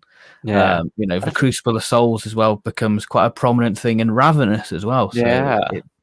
So you do get a payoff if you've listened to Doom Coalition. So it is one of those ones where you've got to wade through the treacle, but then you get rewarded with this wonderful box set. So it just makes it even more. And maybe that's the reason why we enjoy it, because we went through that suffering. I guess. Not suffering, but I think that's probably why we enjoyed it. Because like, wow, this is what Doom Coalition is. It's where we get the answers, like you said before. I think so far of like the 12 episodes of Doom Coalition, the 11 and the Red Lady are still sort of stronger than what Doom Coalition 3 has to offer, but it doesn't have the rest of it weighing it down. And it's such a good thing overall too. Like, not just the overall quality of each individual episode being good, but the way it's structured throughout and the way it keeps that consistency really makes it a great box set on the whole. I'd agree with that. Doom Coalition 4, that's quite an interesting book set, because you've got, is it Ship in the Bottle? That's a wonderful, following on from the cliffhanger from Crucible of Souls. So that's quite an interesting one. We see the orange spacesuit appear. Yeah. I feel like that's this TARDIS team's equivalent of Scherzo, because it's very much a character centerpiece of how this TARDIS team works. Mm-hmm. I think that's why it's very strong. And then Songs of Love is very much foreboding the Time War, very much so. And then you've got Padrak, which I think the person who plays him looks a bit like Gordon Ramsay, and it's very much River in this political thriller. So I do enjoy that. Then Side of Angels is the Eighth Doctor, Weeping Angel story. Explains basically the Angel takes Manhattan, why the Angels are there, and then you get the monk, and you have Cardinal Elistra introduced into the Eighth Doctor line from the War Doctor series. I think Veklen's in there as well, I think, from memory. Yeah, I think she is. And then Caroline Pickles, who plays Elistra in here, also comes back for Dark Universe, doesn't she? Oh, yeah, she does, yeah. And then the last story, which is the last story? I can't remember the last story. The Clock. I think that's quite a tense listen, quite a pacey one, quite an action-filled one from memory. Yeah, quite a lot of strong, good moments throughout. Yeah. Where should it go? It's between great and good for me. I'm on the same page as you there. Yeah, I think I'll let you decide where's your gut telling you to put it.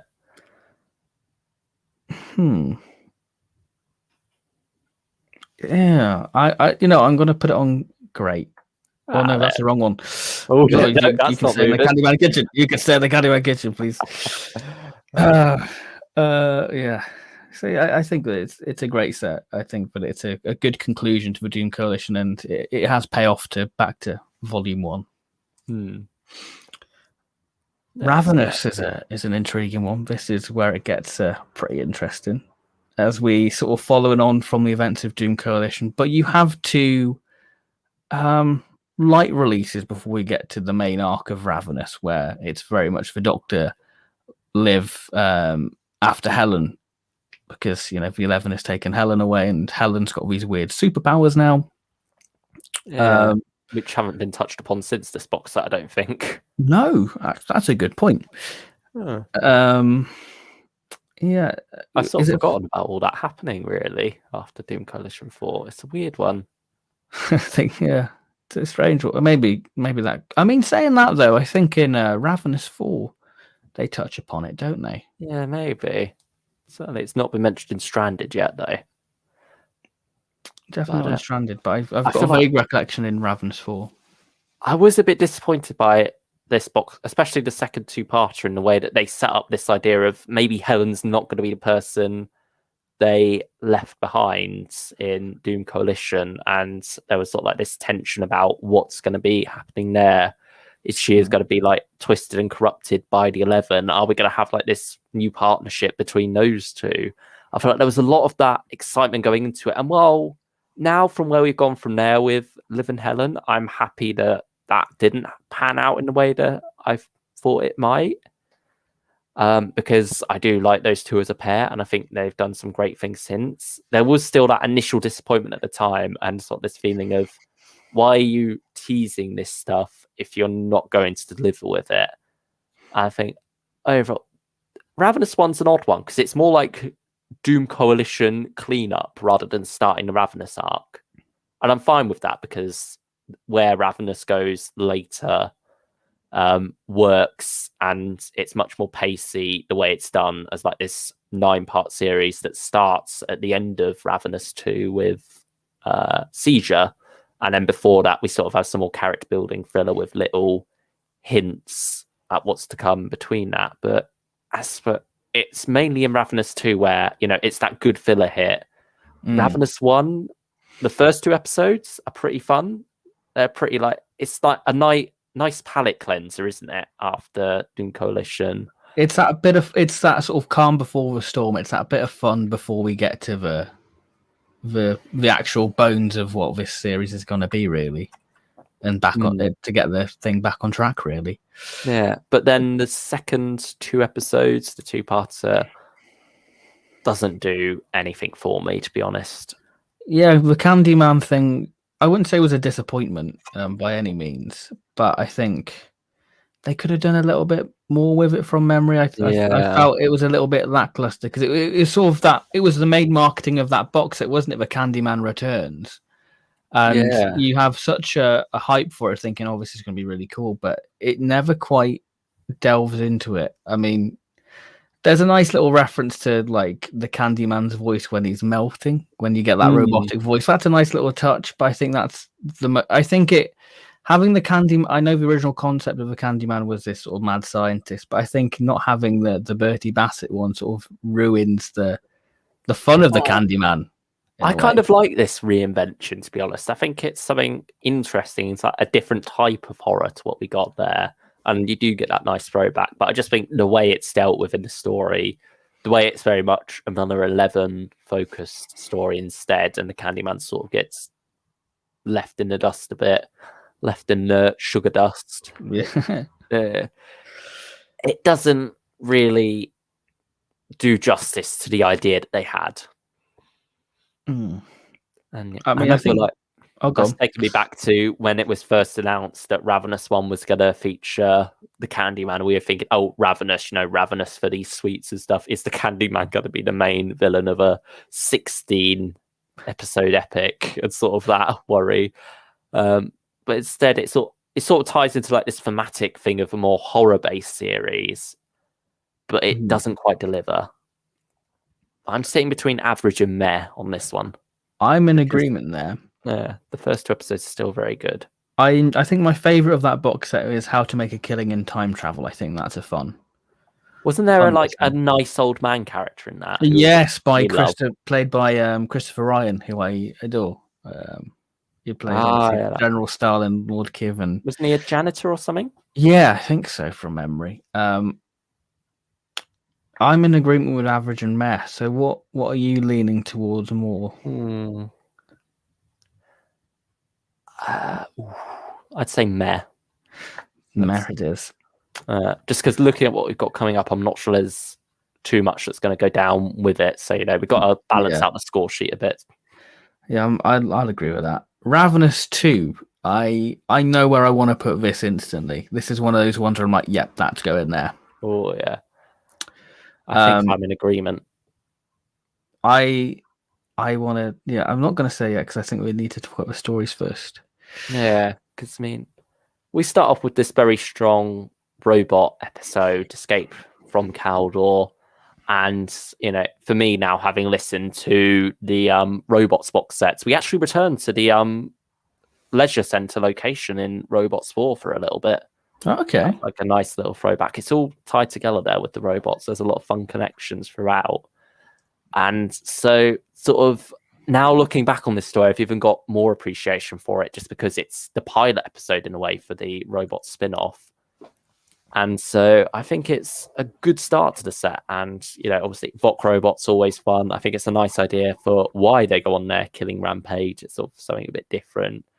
And, it's very much got a lot of these corporate criticisms throughout it. And then, the two-parter, what's not to love about what Better Watch Out and Fairy Tale of Souls. For me, that's become a tradition. I listen to it on Krampus night. It's just become like an absolute tradition for me. And I adore that two-parter. I think it's... Yeah. For me, it's the ultimate big finish Christmas story. It is better than Chimes of Midnight. It's blasphemy to say, but it is. It's a hot take, but I'm in agreement. I think it is the best Eighth Doctor Christmas story. I feel like Halloween story as well. Yeah. In the same way that a lot of people will dismiss some very strong New Who episodes, because of classic episodes sort of having that more strong, just like classic appeal. It's nostalgia. I feel like a lot of people sleep on this two-parter in preference with Chimes of Midnight just because it came first. It's like more of this classic, isn't it? It's built up that reputation over time. But yeah, Better Watch Out and Fairy Tale of Salzburg steal that top spot for me. And it's heartwarming at times. There's a lot of good moments. You've got a lot of good it's like when they're at the market and they're off to get like a hot dog, and Helen's like, what hot dog do you get? And the Eighth Doctor's like, well, pick the one with the funniest name. That normally works. And I love that. That sort of... It just shows how wonderful that TARDIS team is, really. Yeah. I'll tell you what. When I came up with the take them to the Candyman's kitchen, I was tempted to put the worst spelt with the U. Yeah. But I felt like that was a bit too obscure a reference. So I thought maybe... Or you're going to hell because of the little imps. The little imps are great, and then you've got Liv just knocking one out. It's just it's just great. I love it. It is wonderful, and you get McGann story time telling the story of Krampus. Brilliant, beautiful. It's basically it's not Christmas Carol, but it's got elements like the Christmas Carol with the businessman turning out a family at Christmas and that sort of stuff. So you have a Scrooge-like character, but it's not a Christmas Carol. It has elements like it. Yeah, but it's not. That's just the icing on the cake, really. Like the references, It's got a different heart to it entirely, and I think it's got such heart to it. It's so wholesome by the end of it. So many good moments, and it's feel-good horror, isn't it? Like it's got a lot of creepiness to it throughout, but it's also got such warmth through the family vibes. It's great. And then Seizure, the last story, I think it's got some strong moments to it. It's the weakest of the set, but I'm not going to let it drag it down.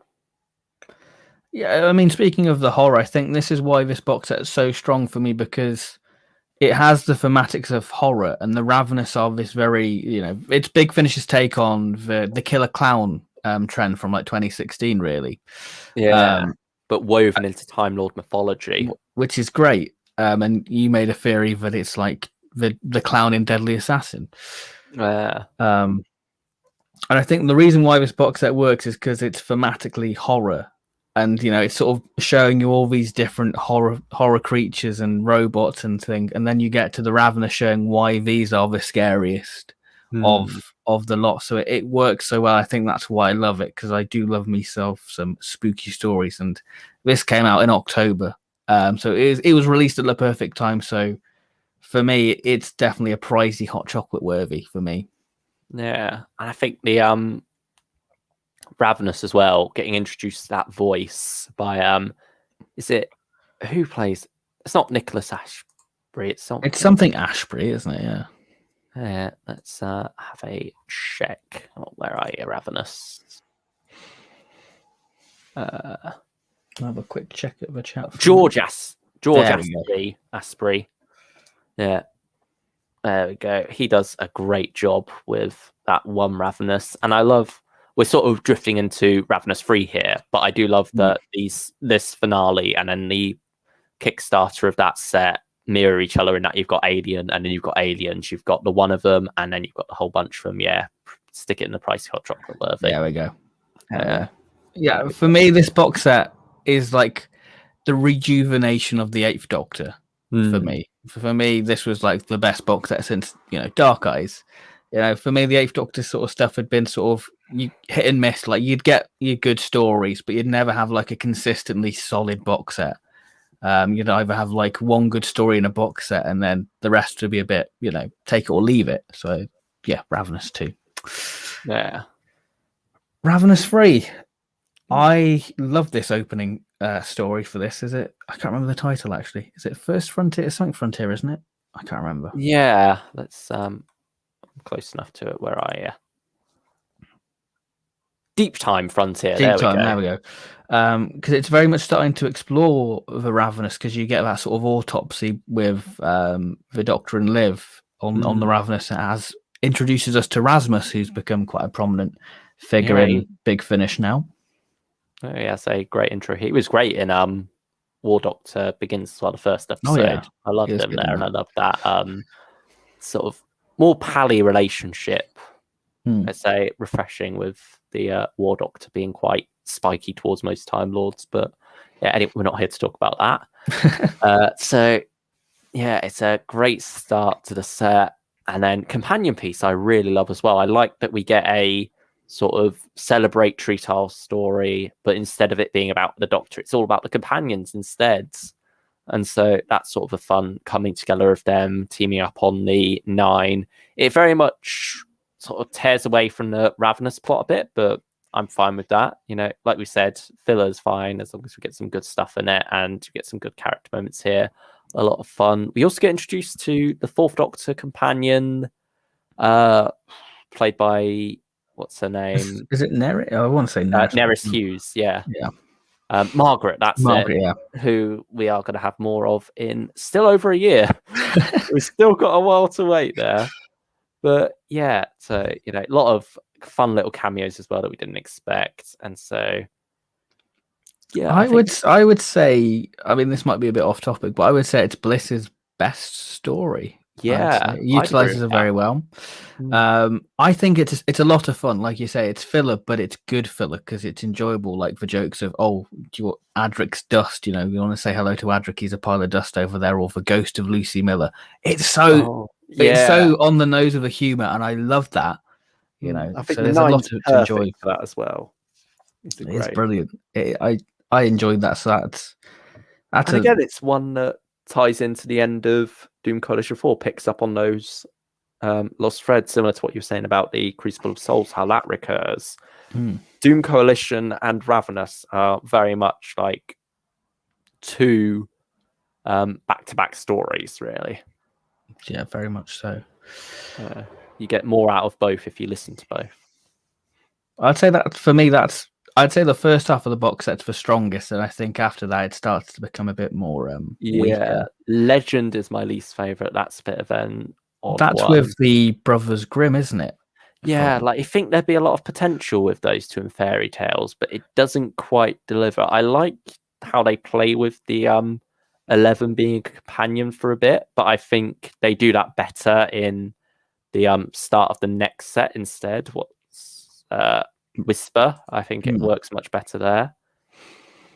And yeah, and then the odds against, it's sort of like a bit of a messy finale. I think it works. It does what it's meant to do. It sets up where we're going to go in Ravenous 4, but it's still got some problems of its own. So yeah, I think I agree that this set does dip as we get into the second half of it.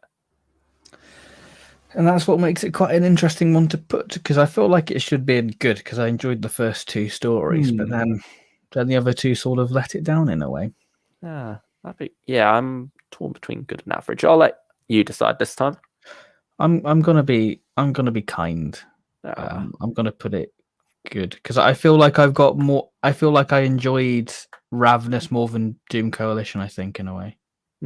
Just maybe because of the thematics of horror, really. Yeah, that's true. It sort of carries that on.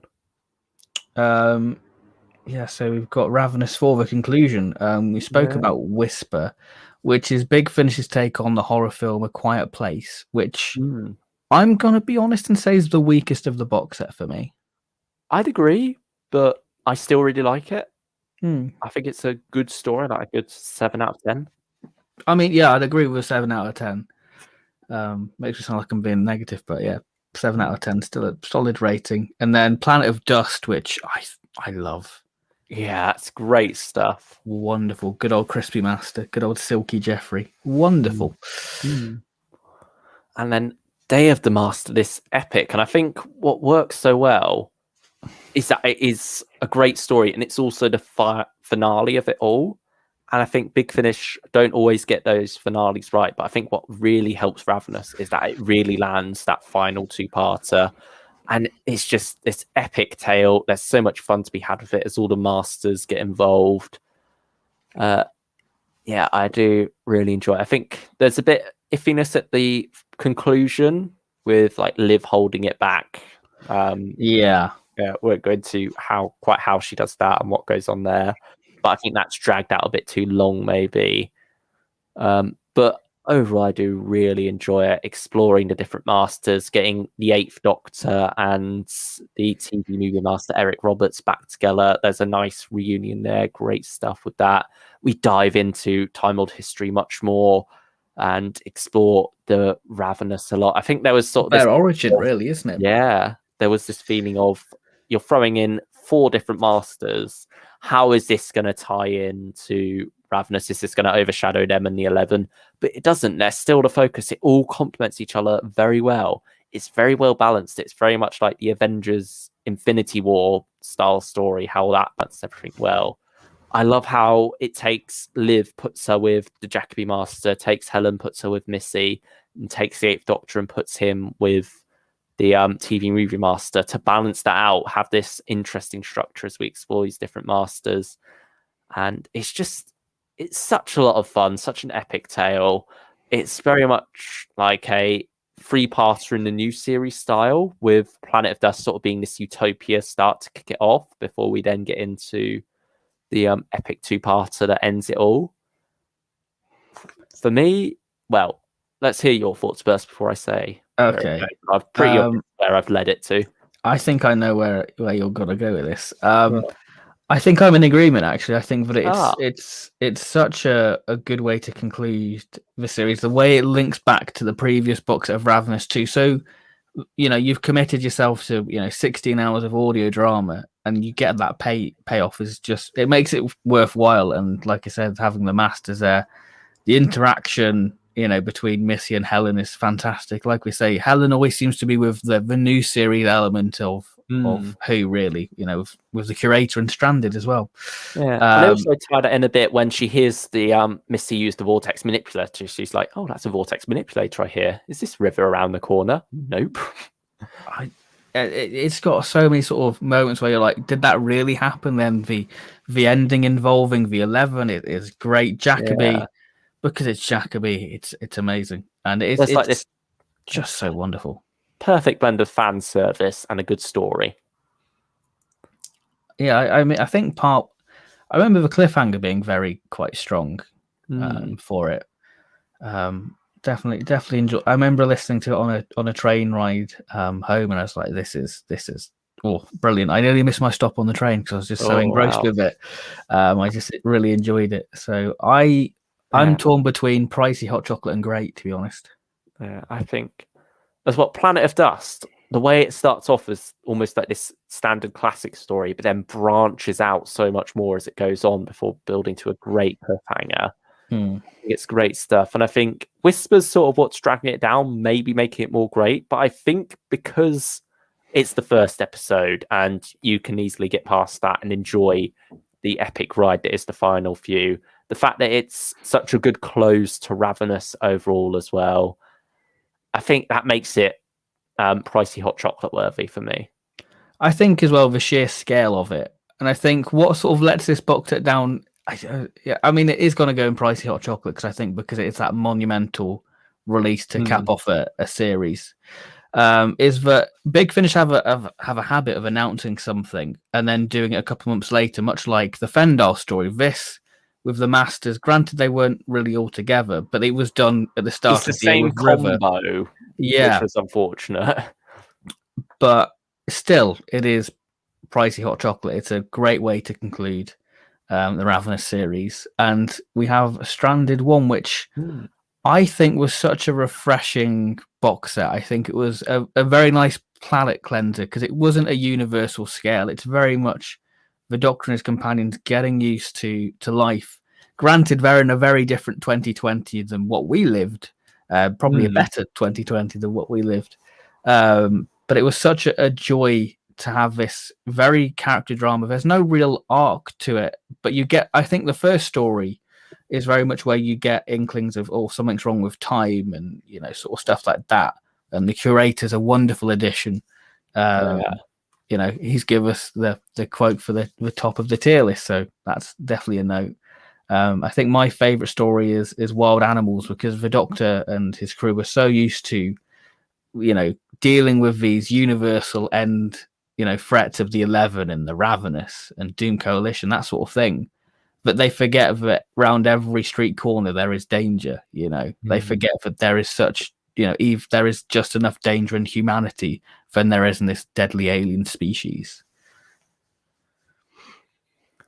Yeah, I think it's a great start. Those first two episodes are really brilliant in how they just ground the Doctor back down to Earth and give us something totally different from anything else we've had. Like, we've had the Doctor stuck on Earth before, we've had a domestic setting, but we haven't had the two together with the Doctor stuck on Earth living in this domestic setting and really exploring his character. Like, the Eighth Doctor particularly, it gives him something interesting to do with what does he do without an alien invasion to solve? Like, he's running around looking for problems and there aren't any. The problem is living day-to-day life.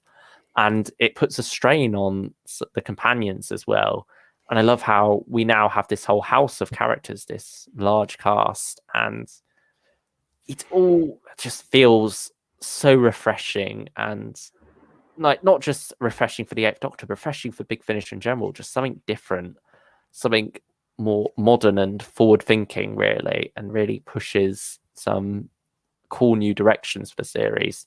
The last story is where it gets very messy. I remember even on re-listen, it didn't work as well for me.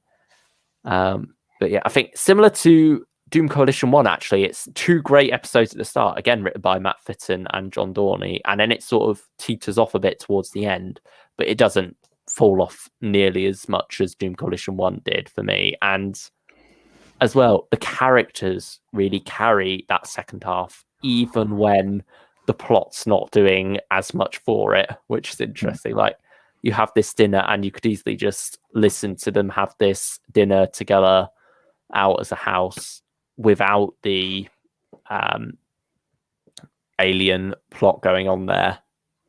Yeah, I think as well, it's got one of the most tense audio moments out there when the Eighth Doctor's on a game show. It's so... Oh, that was It's finding tension in the mundane, as it were, and I think that's why it works so well because it's on the you're on the edge of your seat when you're listening to it. You're like, is he gonna get it right?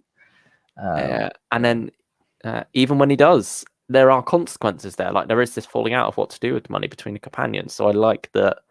It's not all sunshine and rainbows after that. So I'm leaning great. For yes, I'm in great as well. Yeah.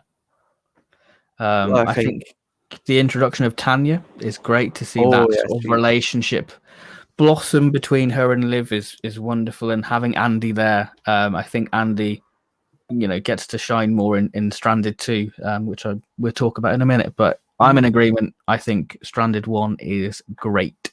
Yeah. If you want to hear our full thoughts on Stranded 1 and 2, we did do a stream on that 3 months ago now, I think. Yeah, back in March. It was literally a week after Stranded 2 came out, and I'm sure we'll cover the other 2 Stranded box sets in the near future as well. Yeah, but yeah, we get James with us as well on there, and we go into much more detail than we are here, and really do gush over the whole set and the whole series so far. So should we wrap up Stranded with Stranded 2 then? Yeah, let's go for it.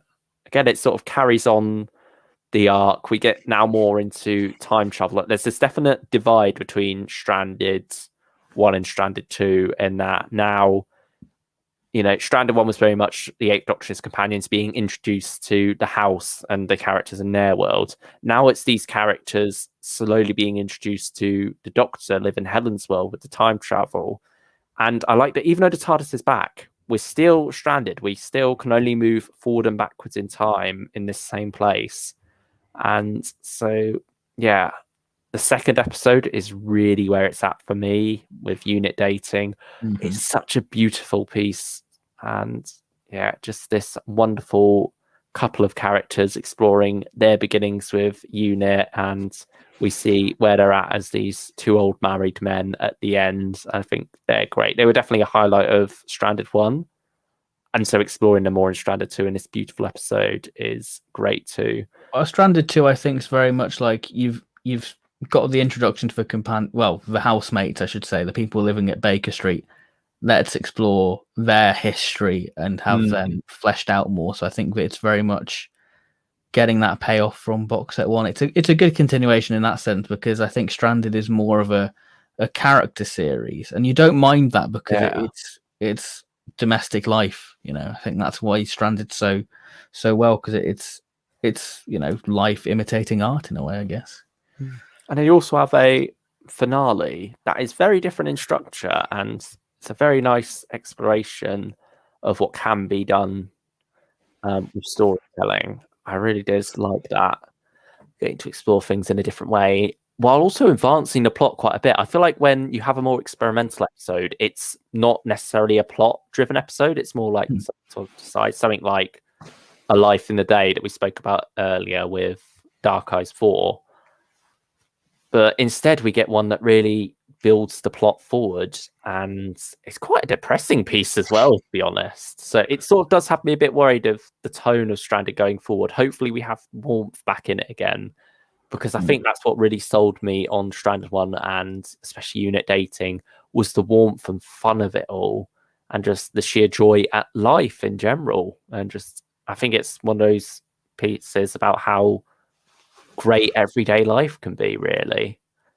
And so, yeah, hopefully we get back to that as well, while also still carrying on this intriguing arc that they've set up at the end there.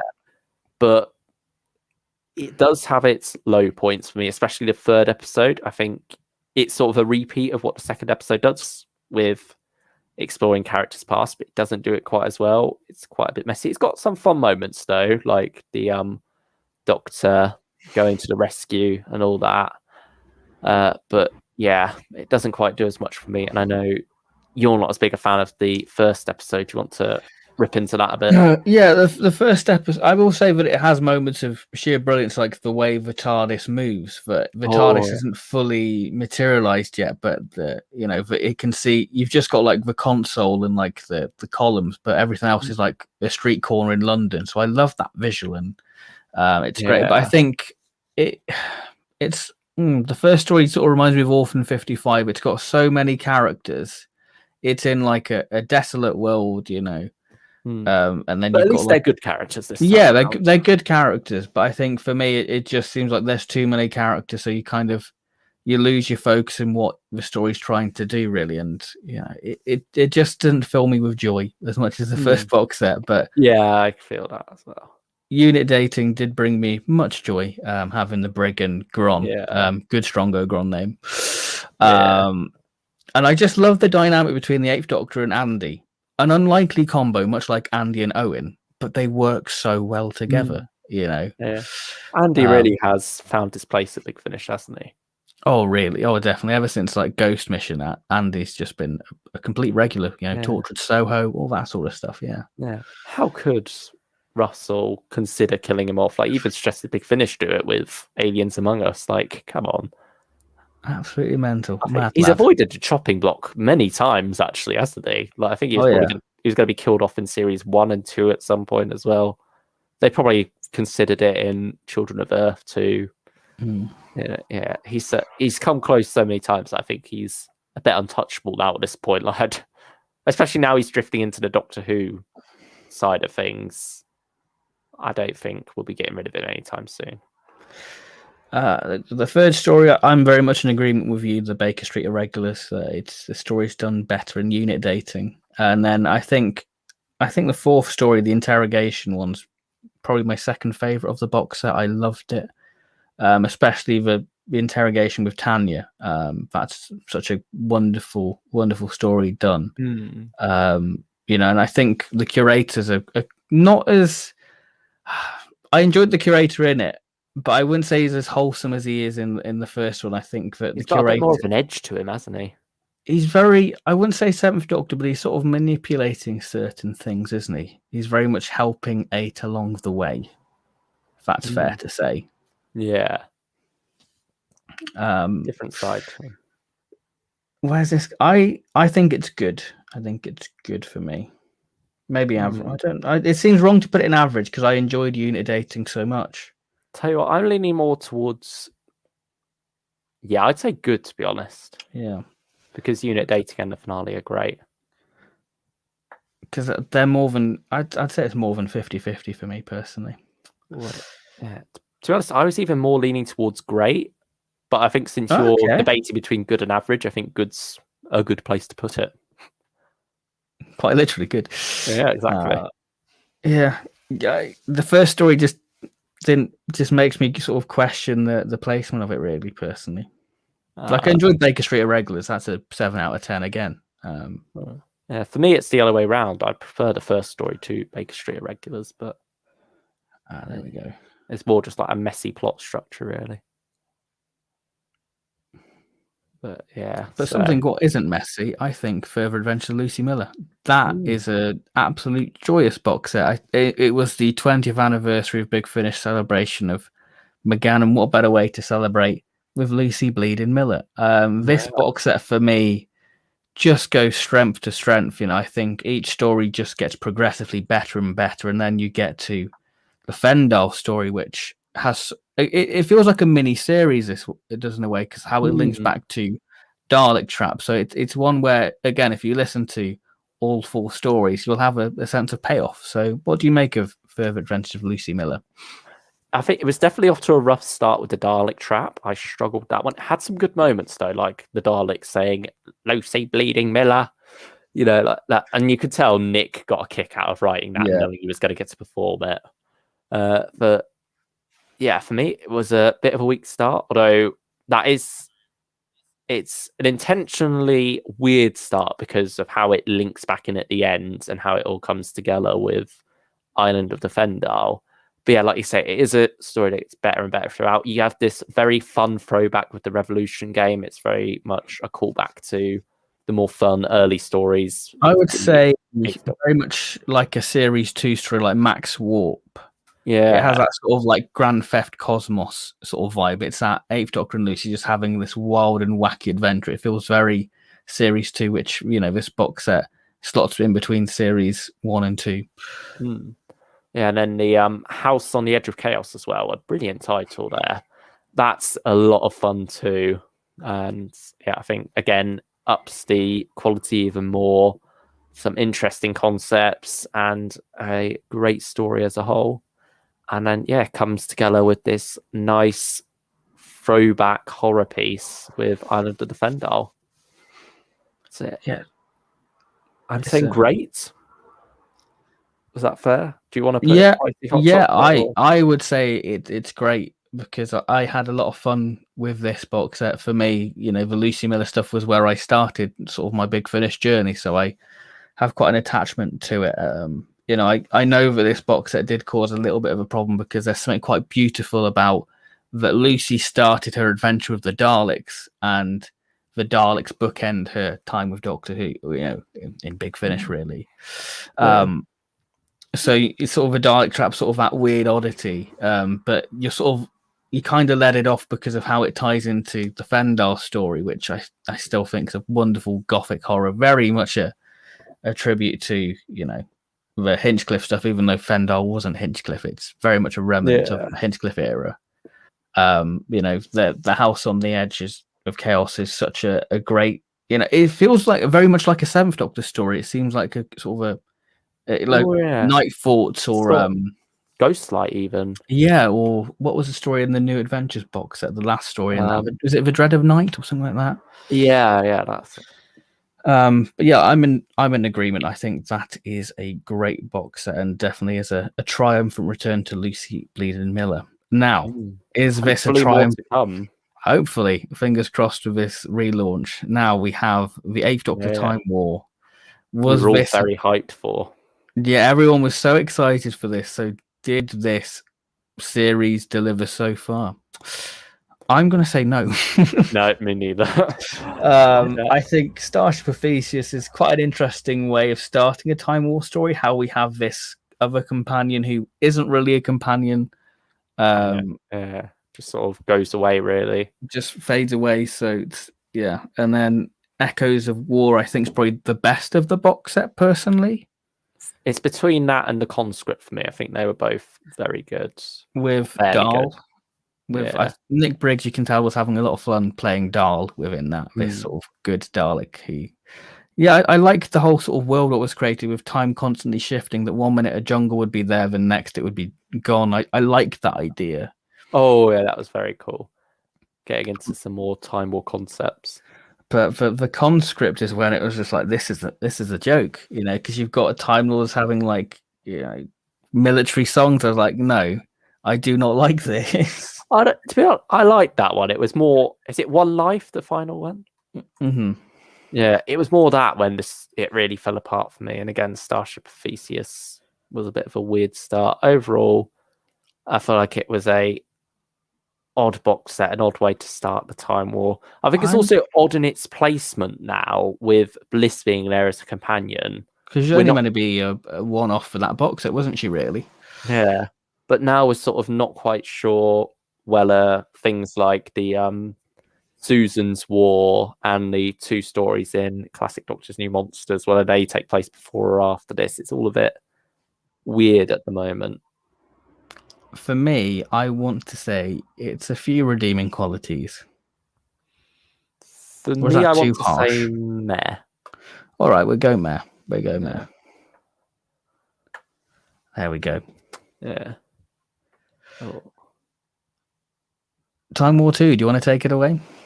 It doesn't get much better for me, to be honest. Okay. I think Planet of the Ogrons, though, will start off positive. That is a brilliant story. That's, other than the companion piece, that's my favourite Bliss episode. It's a lot of fun. You've obviously got Ogron Doctor. That's why I chose him for that little thumbnail there. I mean, I'd be offended if you didn't. Yeah, he's the highlight of the box set, isn't he? John Coleshaw doing such a great job as this different take on the Doctor, this different take on an Ogron. You have some great stuff throughout. You have the 12 introduced in that story, and she's quite good, but then sort of falls off towards the end of the box set, really. But yeah, it's sort of like, other than that, the box set doesn't do much for me. The first story was very bland, very average, not really any new concepts there. Just quite a depressing tale. And I mean, it tried to flesh out Bliss a bit more, but didn't do much for her. Because it tried to paint the Time Lords as villains, didn't it? Really. How the Time Lords sort of manipulated a planet, really. But yeah, it's done better elsewhere. And I think also they tried to build that up as a twist, but it's very obvious throughout where it's going.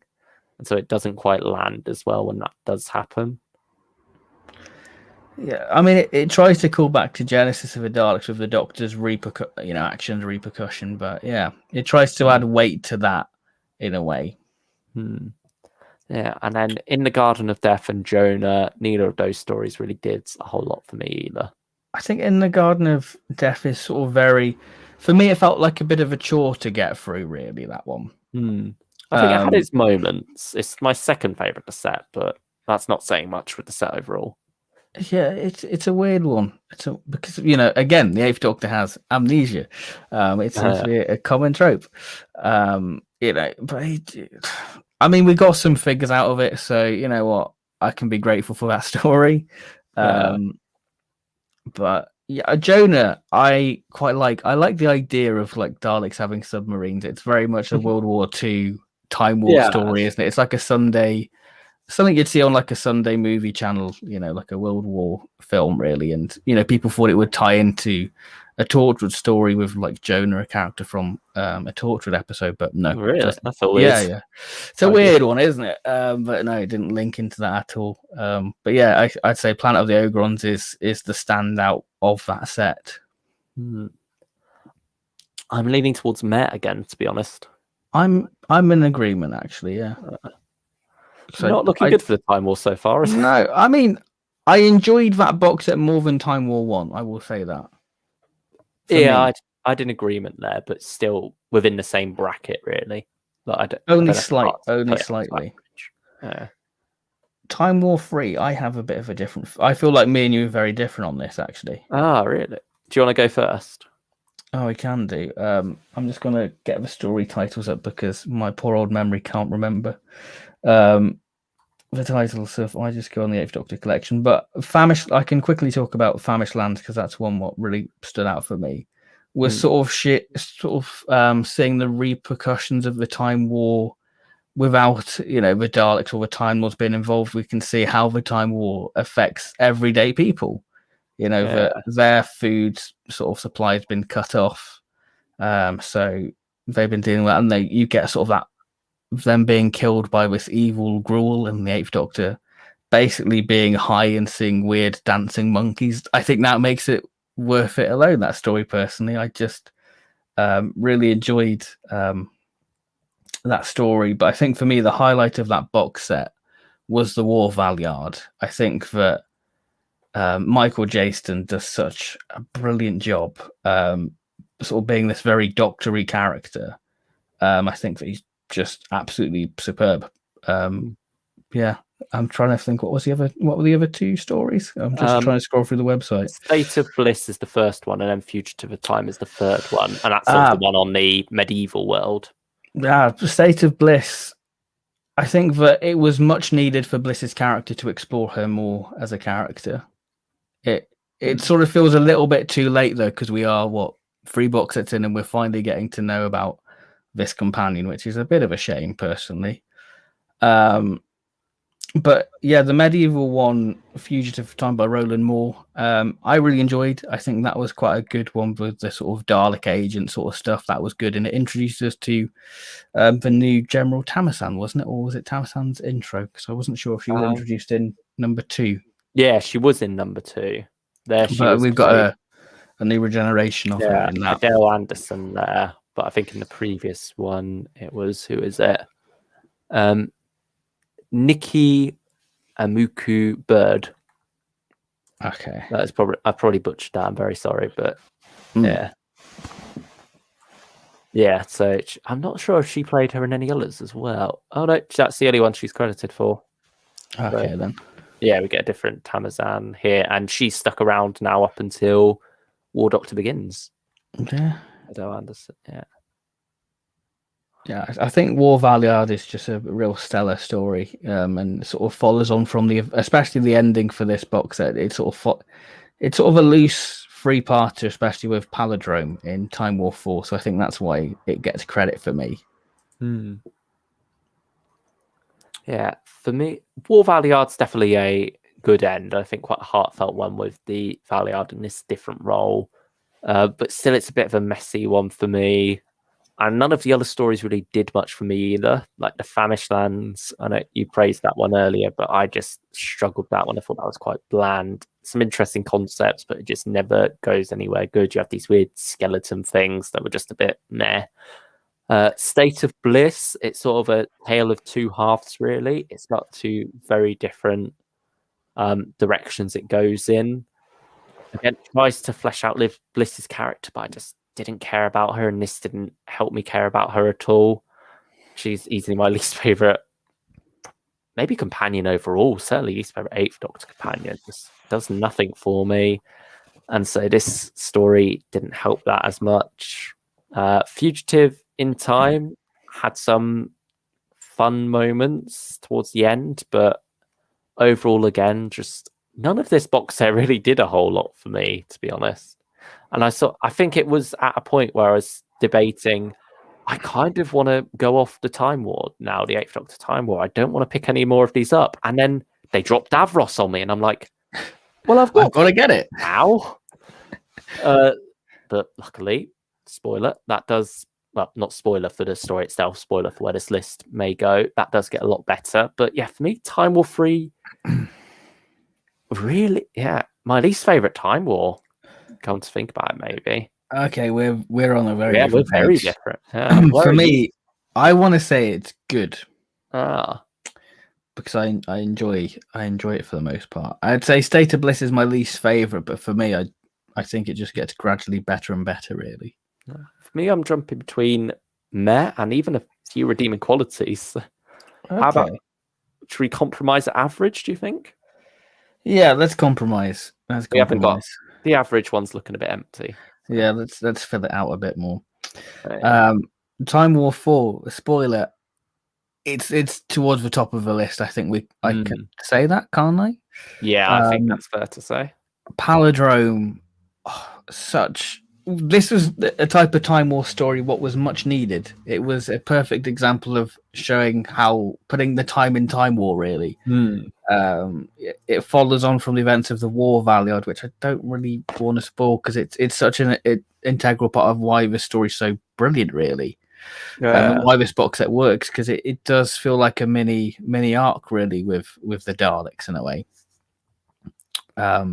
Yeah, definitely. And Terry Malloy gets to play a very different Davros. The cover of Palindrome Part 2 is nightmare fuel for all the different reasons. Yeah, it's Davros with eyes.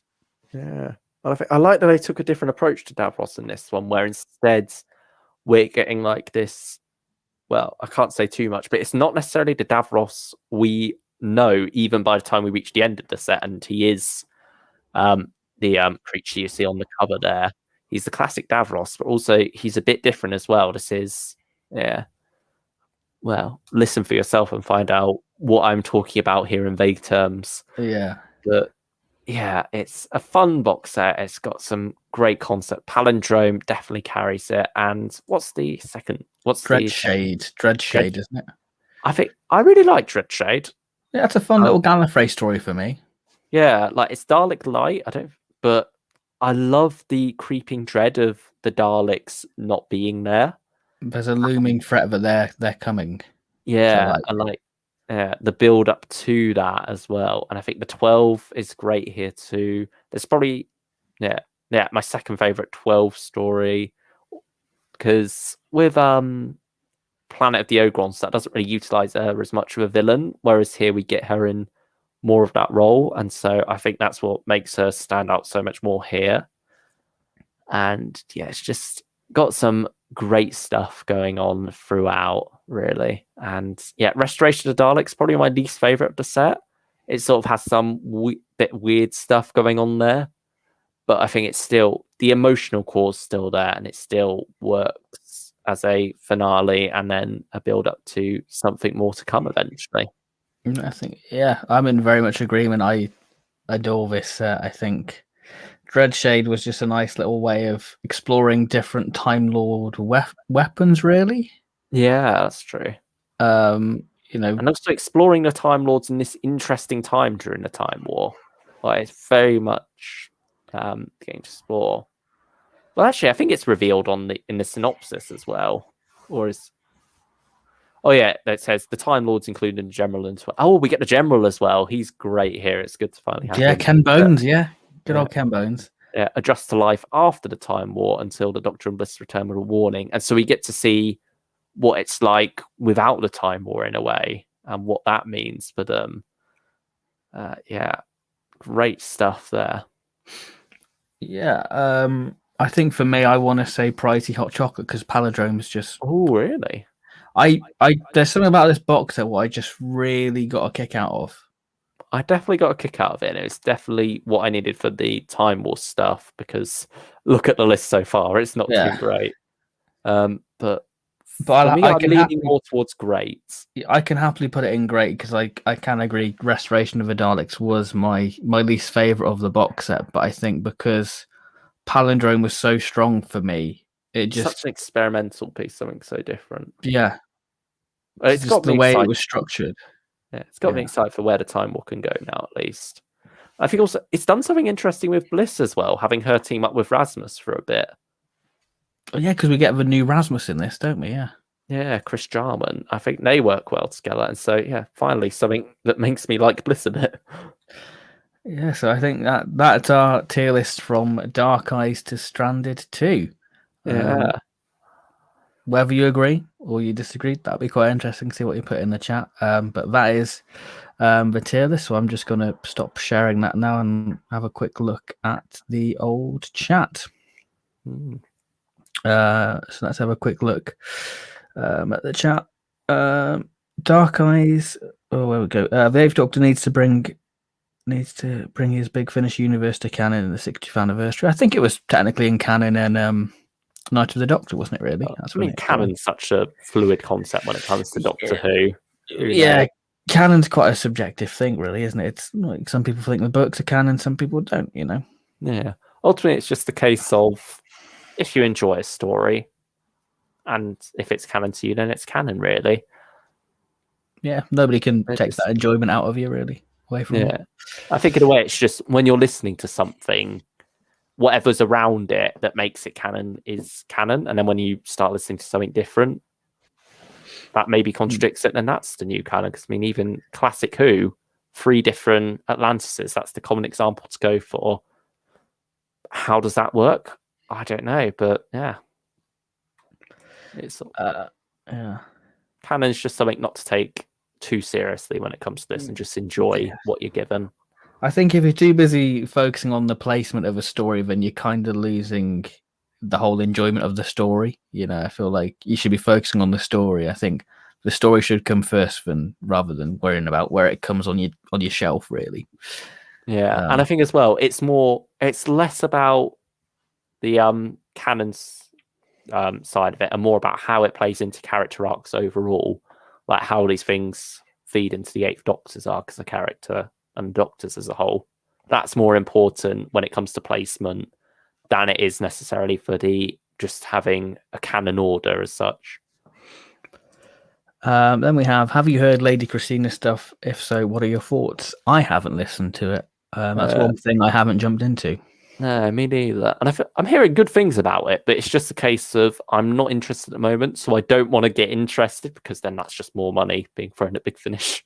Yeah, it's one of those things where you've got to be selective in, does that interest me? You've got to be selective in stuff you buy now at Big Finish because all the stuff is brilliant and we love it. As you can see by all these Big Finish fans we do a wide variety of stuff on them. So it's hard to keep track on most of it. Yeah, something's got to give, and for me, it's Lady Christina. Yeah. Thoughts on Sally Armstrong from Dark Eyes series? I remember she was quite good, especially in Death of Hope. Yeah, I think she was quite an interesting character. So like the more morally ambiguous character for a while, wasn't she? Then drifted more towards villain alongside the Master. Dark Eyes is my second favourite Big Finish box set, behind only the 4th Doctor Lost Stories box set. Though I say it's not a good jumping on point. Yeah, that's true because of like the thematics from Lucy Miller into the Death, but I think that it was such an exciting set for people at the time, really. Yeah, I think a lot of people did jump on with Dark Eyes, didn't they? Like, a whole quote from Stephen Moffat about, in Night of the Doctor, we saw how he died. Now it's time to find out how he lived. And that was the most recent box set, so obviously people are going to jump to that. And like I said, that was the closest thing to Big Finish during the Time War. So I think that's why people automatically gravitated to that box set. Yeah, that's very true. So what else we got here? Molly and Liv, most underutilized companion duo in Big Finish history. That's a fair comment. Yeah, I mean, they don't get too much together, do they? Not really, no. They Not really. spend pretty much all of Dark Eyes 3 apart until the ends, and that's very brief. Dark Eyes 2, they get 2 episodes together. And yeah, Dark Eyes 4, they get a little bit, but it's sort Not of much, a bit really. different. No. Dark Eyes 4 feels like Matt Fitton woke up one night and remembered that the Daleks were the main threat of Dark Eyes. That's true. Can't I mean, argue that. it's a weird one, isn't it, though? Because they're the main threat of Dark Eyes 1. But I feel like the Eminence are the main core, really. Yeah, that's true. So, like, when it came to expanding it to 4 box sets, it became a bit different. And because of that, each box set is almost its own thing. It just happens to carry the Dark Eyes title because, well, that's sold really well. Yeah. Having it be Dark Eyes 2, 3, and 4 makes it sell more. Maybe it would have made more sense for them each to have their own title, but still be this one long story in a way. Yeah, it's a weird one, Dark Eyes, in the way it's structured as an overall piece. Doom Coalition spends half its runtime dealing with a cliffhanger of box set 3. It was definitely needed. Yeah. Yeah, I think you mean Doom Coalition 4 there, I'm guessing. Oh, yeah, That's probably what we were talking about at the time. Yeah. But yeah, because both Songs of Love and Ship in a Bottle pick up on the 2 different aspects of that cliffhanger, don't they? But yeah, it was very much needed. And I think it works in that box set's favour and the favour of the overarching story. Nice list. Thank you. Thank you. Thank you, fam. Thank you, fam. Big Finish have given Lady Christina 2 spin-offs, yet we still have a Dr. Ogron spin. That's true. Get the petition now. Dr. Ogron needs a spin-off. The theme music just needs to be John Coleshaw sat there with an Ogron voice, like singing along to the theme. Oh, I'd love that. Boom, boom, boom, boom, boom. And then like you get a whole chorus of Ogrons when the middle 8 hits. Oh, man. I'd love that. That'd be fantastic. Oh, man. What is your opinion? Is the best Big Finish story to go in without knowing a single thing about it? For me, I'd say Magic Mousetrap. I don't know. Ooh. What would you say is a good? I'd say Dalek Universe is quite a good. Yeah, that's the first one that jumped to mind. But I feel like that's because it's most recent. Yeah, I think there might be something else, but it's just a case. Big Finish has so much; it's hard to remember. Yeah, back on a lot of it. I'd say right now at this current moment in time, Dalek Universe, because I think that's a roller coaster and really, really great. Flight of the Pimpernel, that's another good one to go about not knowing much about. I'm trying to think of like twisty turny. I mean, Fourth Doctor Series 8. That's a good roller coaster of a ride, really. Oh yeah, I think that's almost spoiled now by the fact that when we had that first box set, we didn't have the cover reveal and stuff for the second, so we didn't quite know as much. But yeah, still there are a lot of surprises. Well, even then there aren't as many surprises now thanks to Dalek Universe. But there we go.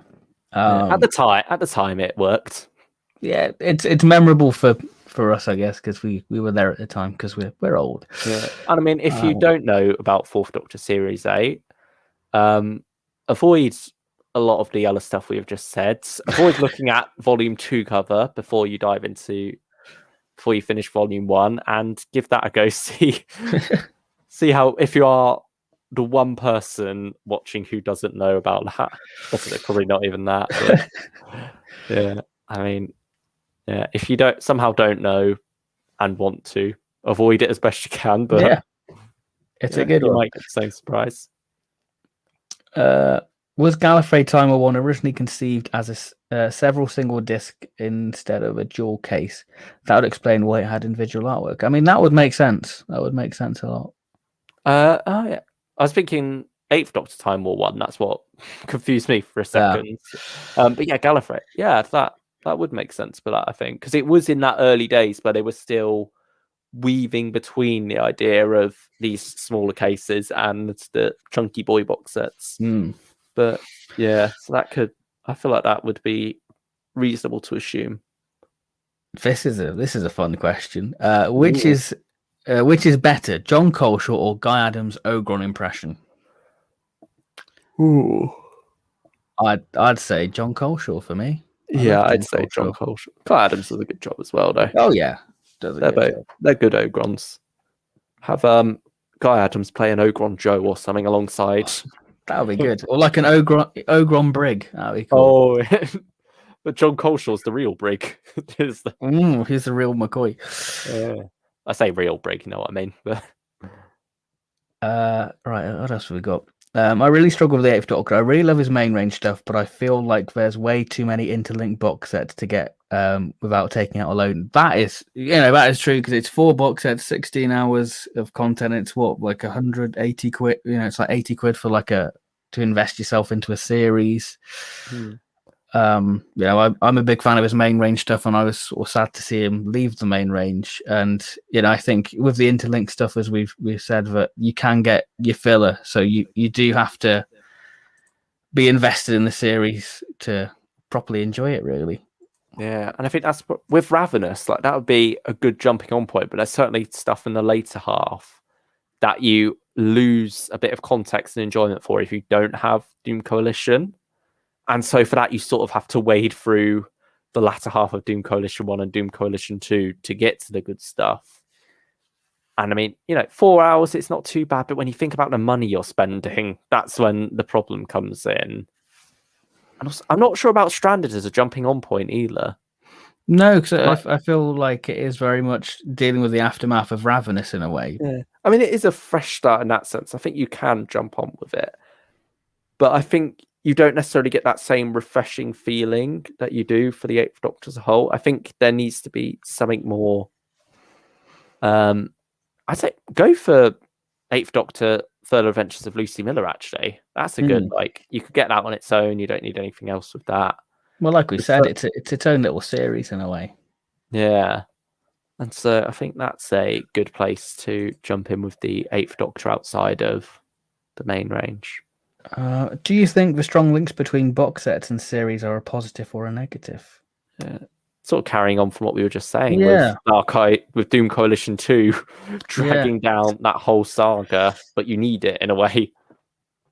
And then we have a question. Is there any anthology stories Big Finish have done that you wanted a full story of? That's a good one. I'm trying to think of the anthologies now. Yeah, it's been a while.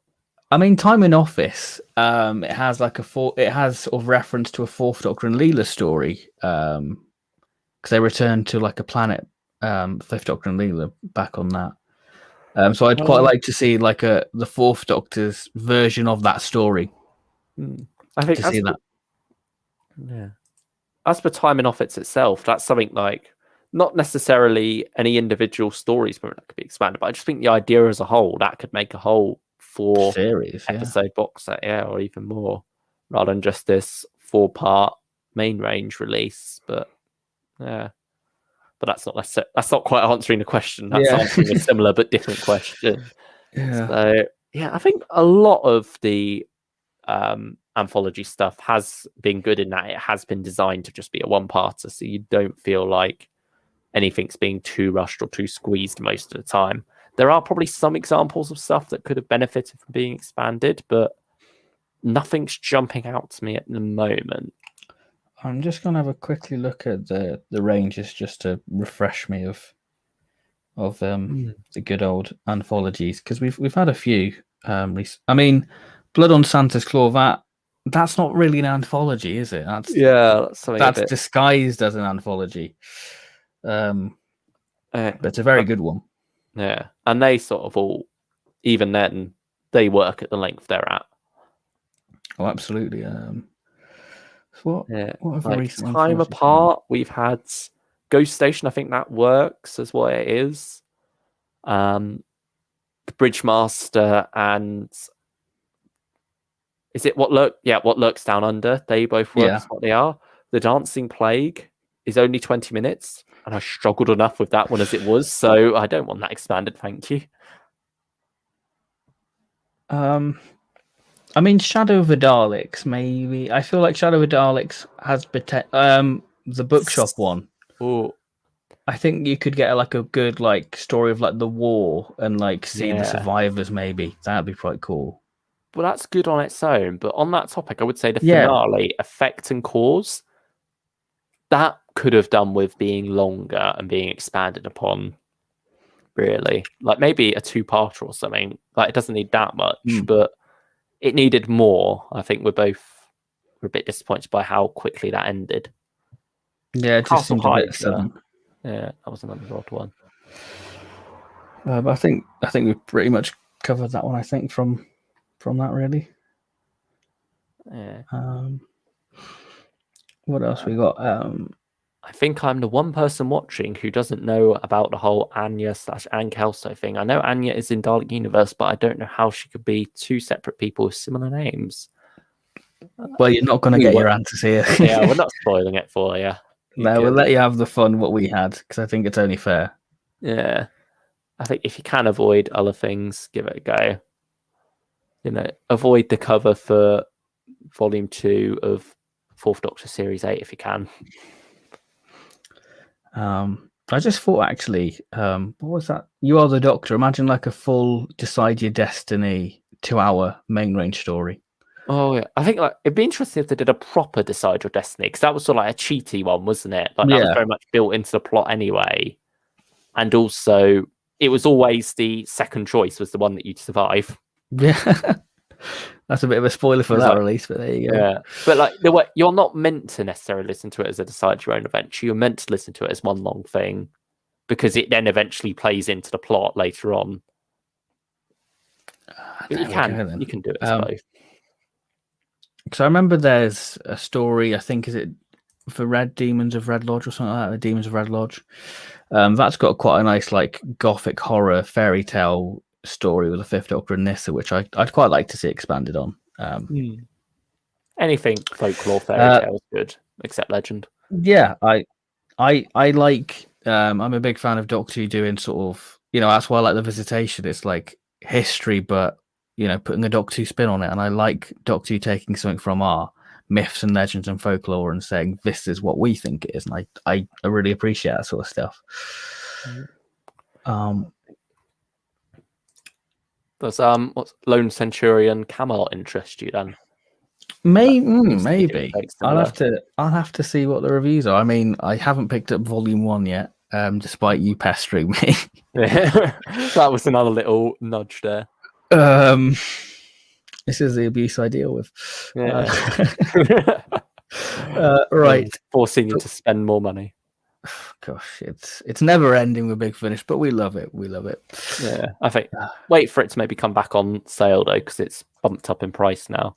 Yeah, I think if they do like that pre-order pricing back in like they did in October, then I'll definitely pick it up then. They have at least 2 a year, I think, of those. They do it quite often. I'll definitely pick up then. The Word Lord could make a good full story, really. I'll take any excuse to get more of the Word Lord. He's a fantastic character and one of Big Finish's best original characters. Yeah, again, played by Ian Reddington, the person who played the Chief Clown, I think. Brilliant. Ian Reddington played him in A Death in a Family, which I think is one of the best 7th Doctor audios out there. It's a really great one. And ties into the whole black and white TARDIS thing and sort of sets that spinning, really, which is a really good story. But yeah, it's one of those ones where you can't really listen to straight away because it follows on from the aftermath of Project Destiny. But that's the Word Lord is a good one. There's definitely a good fear factor within there and sort of a forgotten Big Finish original villain. I feel like the 11 sort of taken his place in a way, really. Yeah, that's true, and it's a similar performance, isn't it? And Ian Reddington did come back to do the Chief Clown again in Psychic Circus. Yeah, because I think in the Anthology 45, I think the Word Lord's played by somebody completely different. Yeah, that rings the bell. But yeah, I think that is the chat pretty much all caught up. Sorry. Oh, sorry. Your chat. Will you ever make a video about the black and white TARDIS like you said a year ago? I would like to start working on that this summer so I could have a bit of content throughout the winter so we can have like a little series of black and white TARDIS stuff because it'd be nice to dive into that and see what's needed, what's filler, what do you actually need to enjoy that series, because it's such a massive part of the Seventh Doctor's Big Finish sort of stuff. So it'd be quite cool to do that. It's almost like the proto Dark Eyes, isn't it? In the sense that it's this, but instead of being a long 4-part box set, it's spread out across different main range trilogies. Yeah, that is very true, actually. Yeah. I think it'd be good now that we are shifting into box sets. It'll be good getting more stuff like that again, only in box sets altogether, easy to collect, easy to follow. You know what you need to get then. Yeah, I'm surprised Big Finish don't have like a page on their website saying this is the black and white TARDIS. Because there's a whole list of stories. Not even a bundle for it, is there? No, not really. It's just subscribe. So yeah, hopefully, I'd like that'd be a nice little summer project. I'll get onto that. Yeah. So I would like to do that series, or maybe like a marathon of like the Fifth Doctor Ehrman stuff or Sixth Doctor and Evelyn stuff. That would be quite cool to do, like a little review series maybe. Would you want to see more of the Death Lords from the end of the beginning in more Big Finish audios? And did you think they were good characters from Stephen Wright? Oh, speaking of anthologies, I'd like to have seen more of the Highgate story with McGann. Oh yeah, that's true. That's a good one. Highgate the Vampire. Yeah, I'd like to have seen that more. Yeah, we could have a prequel to that after all. See what the original. Yeah, we could have a Seventh Doctor stick. Yeah, there we go. But the Death Lords, I thought they were good. I thought they were built up quite well. That was a great twist there and a lot of fun. And you do get that tease at the end that they don't think he's met his end yet. So, yeah, there certainly could be more to come there. I think beautifully played by Kevin McNally. Yeah, good stuff. Death Lords, bring them on, Big Finish, bring them on. Let's have some more original creations coming to the forefront. Yeah. The Word Lord was played by Paul Reynolds in 45 Anthology. I knew it was, there we go. That answers the question. Thank you, the stylish one. Thank you very much. I think we're all caught up on the chat now. I think we've had a fun evening of doing tier lists. So if you've got any final little questions before we wrap up for the night, because we've been going for nearly 3 hours now, which is shocking, because I've had a lot of fun doing this as ever. It's been a pleasure. It's been great. Waffle on about Big Finish on this Friday night. So it's been pretty fun. So thank you once again, Luke, for joining and making the tier list. Well, that's quite all right. Thank you for having me. No, it's a pleasure as always. Again, feel free to do your tier list. There's a link in the description below if you want to have a go at that. Put in where you think these box sets ranked, if you've listened to them all, or just put in the ones that you have listened to. And tag us on Twitter. Yeah, you can always tweet them at us. I think it gives you the option at the end after you've done it to screenshot that, doesn't it? And then you'll share it. Share and save it. Luke H, any Big Finish stories you'd like to see animated? Ooh, I'd say no. I'd prefer to see them create new stuff, even with Big Finish, even because they're involved in some of the animations.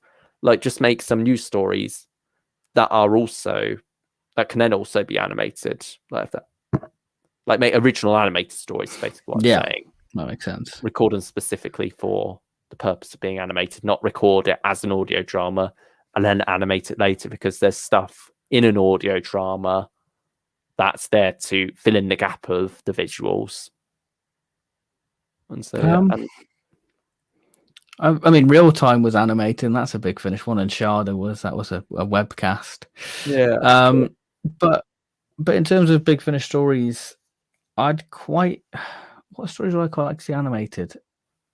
I've seen somebody do an animation of the fun bit in Dalek Trap, where you see the Eighth Doctor and Lucy just going on these wild, wacky adventures. But I would say for my answer for that, I'd quite like to see Light the Flame be animated, so we can have that post regeneration story with the War Doctor, so we can put that in our box sets. So we can have the first story with the War Doctor, because I think it's quite integral to have a Doctor's first story. But then it's quite nice to have that oddity that it's an audio, and you can imagine that it's a missing episode and was lost and destroyed in the Time War, but the soundtrack survives.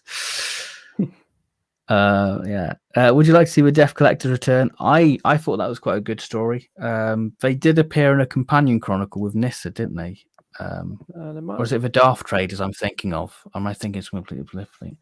They're quite an old one. That was like 2007 Death Collectors, or am I getting confused with something else? Yeah. It was like that early style of sidebar cover, I'm pretty sure. Yeah, 107, 109. Yeah, 109 in the main range. Yeah, so that was just after the sidebar was introduced. A Big Finish seem to like retconning companions' fates. They've done it with Leland. It seems they'll do the same again with Nissa. I mean, they've done it a bit with Ace. I mean, Ace has got so many endings right now. Yeah. So it's a bit hard to say with Ace. Yeah, I think with Nissa they're not necessarily doing it because I think like that the Time War and stuff is set before she rejoins the Fifth Doctor. Oh, is it? Yeah, I think so because there's like mentions in Cobwebs and onwards with that arc that she knows where the Doctor's heading in his future. I'm pretty sure. Okay, I mean, I'm definitely want to listen to the old Nissa stuff now, then, because I've heard good stuff about Cobwebs and that first trilogy actually. So that'd be a good one to. I think I haven't got a whole lot. I got Cobwebs. I think I did Cradle of the Snake as well. And what's Whispering There's another Forest? I might not have done that one actually. But yeah, I did do the End at the East Space arc as well, and that's about it. That was a good trilogy. The East Space trilogy. Yeah, it's a good one. Yeah, I'm pretty sure that's like her end, and then the other stuff sort of slots in between with the Time War stuff that they're doing, and now post Time War with 10th Doctor Classic Companions. I imagine that's where it will slot. Who knows? They could be retconning them. I'll just have to wait and see for that. Yeah. This is a good question. Oh. Have you pre-ordered the Big Finish adaptation of Jekyll and Hyde? This is a joke, by the way. Oh. That's been on the back burner for Big Finish for so many years. I mean, have people pre-ordered it? People demanded their money back. Yeah, that is the question. People said, well, when's it going to happen, Briggs? Yeah, it just seems to be forgotten about, really. So the answer to that question is no. Is the Lone Centurion... This is a question for you, Luke. Is the Lone Centurion worth a listen? I'm a huge history fan and been thinking about getting the box set, but wasn't sure if it was worth the hype, but still considering getting it. Any opinions? So, Luke, take it away. Yeah, I think it's quite a good start for the series. It depends how much you like Rory's character, I suppose. I think he's usually quite liked, but there might be some people out there who are a bit more miffed about him. It's got some good comedic moments. It's definitely trying to be more of a comedy box set. Very much at Arthur Darville's request. He didn't want anything too heavy. He just wanted to have some fun during lockdown, and this certainly provides that. It's maybe not as funny as it thinks it is, but you will still get a good few laughs throughout and some good emotional beats as well. As for history, it certainly plays a bit more fast and loose with that. History is more of a sandbox here. So if you're looking for something that's more historically accurate, you won't get that there. But yeah, it is still, I think it's a good bit of fun, really, and hopefully a good start for a range that will go to even greater strengths in Volume 2. There you go. That's. I haven't listened to Lone Centurion. Luke keeps badgering me to get it, but I still haven't. I think ultimately it's one of those things where it depends on how much Big Finish you get as well. Like for us, when I'm recommending something to you, it's that I know you practically get everything anyway. Yeah. And so it's just like, I know you're willing to fork out the money. But when other people ask, it's like hard to tell, like, is this going to be the only thing they pick up for the month or the only thing they pick up for 3 months? So yeah, I think for me as well, when you say buy this Big Finish, I kind of think, well, we could do a Big Finish fans on it. That's my justifying of spending on Big Finish. I'm like, we can do a podcast on it. Yeah, that's it, really, isn't it? Favorite Big Finish cover? Oh, that's a bold question, Luke H. That is a bold question and a half. I'm just trying to think which ones jump out at me recently, because we've had some great ones this year. Where's my favorite cover? I'm just like scrolling through at the moment. I'm gonna have a look on the app because I'm a quick scroll. I mean, certainly Dalek Universe 3 is one that jumps out. The Dalek Universe 2. Dalek Universe 2. Trojan Dalek. The individual Trojan cover, Dalek. Trojan Dalek. That is a brilliant one. Fantastic. That's very high up there. Where are we? So we go purge it. Talk amongst yourself. We just have a scroll through it. Yeah, we're just. Where are we? I quite like the Cyberman cover actually. So there's something quite simple about that series of just being a Cyberman head from different angles. There's something quite effective about that, and I do like it. Return of the Cybermen. That's a very nice cover. That is a good cover. Do appreciate that. Yeah, looking through it's a lot of things of these are great, but are they my favourites? It's hard to say a favourite. What's your favourite, Luke H? Let's twist this back on you. Come on, you suffer now. You probably already got one ready, but I quite like the last post actually because I quite like just anything with Bessie on the cover. I like. I do like. There's another. I'm pretty sure. Tom Baker 80. I like. Oh, Masters of Earth. That's another good cover. Just scrolling through so much good stuff. We Are the Daleks. I really like. That's got a good. I gave that a re-listen earlier this week. Actually, that's a great story. What else have we got? Yeah, it's just a scroller through going, that's a good cover. All of the Daleks, that's a good one for the stained glass Dalek. Time Apart. I quite like that one recently. That's a good one. It's just that's good. What else? There's nothing that's jumping out as my favourite. That's the problem. I quite like the Mega actually, because it's a very simple cover of just unit soldiers, a third Doctor looking badass. Ghost Walk's quite cool. I do like Ghost Walk. Yeah, there's so many good covers. Hour of a Cyberman I like because it's another good story. I do like the simplicity of First Doctor Adventures Volume 3 as well. I like that sort of colour palette. And I like the TikTok World cover. That's good. Not the weird video from there. Return to Skaro. That's a great cover. That's a good one. Yeah, you're just getting us saying X is a good cover, Y is a great cover. We're just but no, too many to choose a favourite from. Yeah. So Trojan Dalek, I'd say at the moment that is the one that I love the most. Okay, has it? Oh, Fanfare for the Common Men. Which one do you mean? The CD or the vinyl? I'm probably going to be the CD because I think the CD is better than the vinyl cover.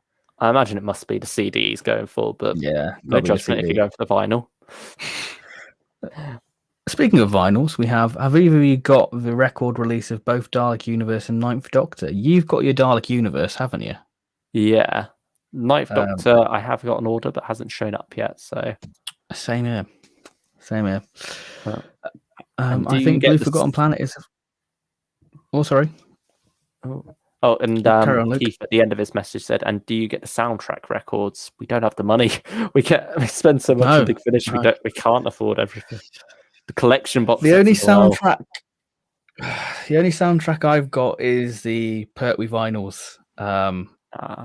Ghost of End Space and Paradise of Death. Those are the ones I've forked the money out for because we're gonna get the missing episodes, on our DVD shelves, and I can't see them animating those Pertwee stories. So that's my justification. Plus, I've got Paradise of Death on cassette and CD. And I've got it on vinyl, and I'll probably get it on the season 11 collection box set. So, you know what? And I've got the books as well of Ghost of End Space and Paradise of Death. So I feel like I've definitely milked those two stories. Yeah. Well, Luke H has confirmed CD as well for the Fanfare for the Common Men. So great choice there. And that's another one that's good to have physical because you also have the unique vinyl look of the CDs. CD. Yeah, so that's a good one. Yeah, that's a great cover. I mean, going back to covers, I think the Out of Time covers as well, they just seem to be like your 10-year-old dream of having like multi-Doctor covers, like the 4th and 10th Doctor on a cover with Daleks. Yeah. So I love brilliant. how Out of Time 1 has that feeling of a 2006, 7, 8 DVD cover as well, with like the border around it, I suppose. Yeah. I think the Blue stylish Forgotten Planet one, has a font. yeah, That's a good cover. Yeah. Ends the 6th Doctor and Charlie stories. Have you listened to Bessie Come Home yet? No, I haven't. I didn't realize it was out yet. Actually, I didn't realize it was out. This is the first time I've heard of it being a thing. What is this? Introduce me. It's by Paul Mars, so it's going to be a bit of a wacky one, and it's. I think it's a story told from Bessie's point of view. I haven't really looked into it, but it's Bessie, so I should get it. I'll have to. Yeah, definitely going to pick that up then. Thoughts on the upcoming 6th Doctor box set with the 11? It's by Chris Chapman, so I'm excited. But then the trailer didn't fill me with much excitement personally. No, the cover neither. Like, I'm still excited by the concept. Looking at the descriptions for the episodes, and like we say, Chris Chapman's always reliable. So yeah, I mean, still got to end up picking it up, but yeah, certainly I'm not too hyped at the moment, especially when you've got the 5th Doctor, Lost Resort, and other stories that same month. And I think we've said before that 6th Doctor, Constance, and the 11 a good combo. Yeah, and maybe we could do a Big Finish fans on that. Maybe that'd be quite. Maybe do like an 11 one. Do like an 11 tier list, maybe. But I think we've practically done it in this sense. Yeah, because it's only Dark Universe, sorry. Yeah. And well, the 11 coming up, and I think that's it, isn't it? Oh, Nemesis one as well, but that's out after. So. Yeah, that's true. And then we have and the 9 in the Legacy of Time. There we go. Yeah. What else have we got then? The record version of. Oh, go on. Thoughts on Dive River Song Series 6, 7, and 8 from the stylish one as well. I think. Do you want? They're good. Yeah, they're good. I'm just worried this is going to be a topic that can go on for hours if we aren't careful. But yeah, I would say they are 3 very good sets. Probably my least favorite be 8. Favorite would be 7, and then 6 is somewhere in the middle. I'd agree with that. Yeah, especially the Weeping Angel story. That was a real highlight of Series 7. Yeah, definitely. Where are we? Nice bit of noir. The record version of Spare Parts is my favorite cover. It was stupidly expensive release, but I love it. Yeah, I agree. It was a good one. What companions and doctors would you like to see for the new series of Big Finish stuff? Do you mean like the relaunch there, or do you like new series in 9th, 10th, 11th, 12th Doctor? I'd quite like to see Donna with the 6th Doctor. That'd be quite cool. I'd quite like to see Tegan and 10. Tegan and 10 would be great. Or Capaldi and Jamie. That'd be great as well. Oh, yeah. The 2 Scots together. That'd be wonderful. What would you like? Would you like the 9 to meet Doctors 1 and 2? Then he'll have met all the classic Doctors. Would he have? Has he met 3rd Doctor and? God, my mind's drawn a blank. Because I mean, I know he was in the 5th Doctor episode of Legacy of Time. But I don't know if he turns up in the 3rd Doctor one as well. I know. Well, the 4th Doctor, he's got one upcoming with the 9, hasn't he? Yeah, in Series 11 next year. Yeah. But I can't remember the 3rd Doctor story. Is it Sacrifice of Joe? I don't know if he's in Sacrifice of Joe Grant, to be honest.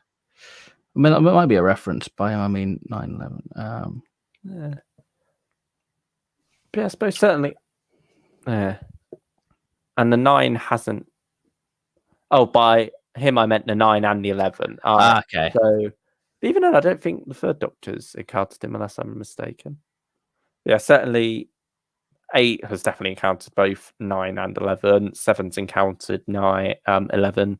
6 is going to encounter 11. 5 has encountered 9. 4's encountered 9. So yeah, it's just those first 3. Yeah. Unless we're missing something with the third Doctor. There's probably like a really odd line what we've missed. Yeah, maybe. Probably in one of the Ravenous boxes, probably. Would you like to see Career's return? They need to take another picture of him so we can stop him from using him. I think with like the relaunch of the Eighth Doctor stuff, and I can see that possibly happening. I mean, you had a good idea about the Eighth Doctor stuff, didn't you? We said the other day to me. Yeah, so like we've got 6 discs at least. There might be multi-part stories or whatever, but I think it would be good to have something similar to the Company of Friends or the story so far with Bernie Summerfield, where we have a story of each different companion or companion set. So Charlie, Lucy, then maybe like get a Liv one set between Dark Eyes and Doom Coalition, maybe Liv and Helen set during Ravenous, like before Seizure, because like there is a bit of a gap there they could explore. And then depending on how Stranded ends, have the final episode be like just a standalone story with whatever team we're left with at the end of that. So after that. So I think that could be quite cool to just have a meet the companions really before we spin off into more different direction with the Eighth Doctor, have like a look back at who he's met so far and introduce new people to these companions who maybe haven't experienced them before. I think that's a good way to wrap up this stream. It's been going for 3 hours, so just want to say thank you again for everyone who joined us and has put questions in the chat. It's been lovely speaking to you. And we'll be back very soon for another Big Finish fans to talk about Jago and Lightfoot. I think we're planning on that being the next one. So we'll talk about Henry Gordon Jago and Professor Lightfoot, which will be fun. So yeah, once again, thank you, Luke, for joining and making the tier list and keeping me company while we waffle about Big Finish. So yeah, no problem. Always a pleasure. Thank you for having me. So take care, stay safe, everyone, and we'll see you very soon for another installment of Big Finish fans. So thank you very much and goodbye. Bye, everyone.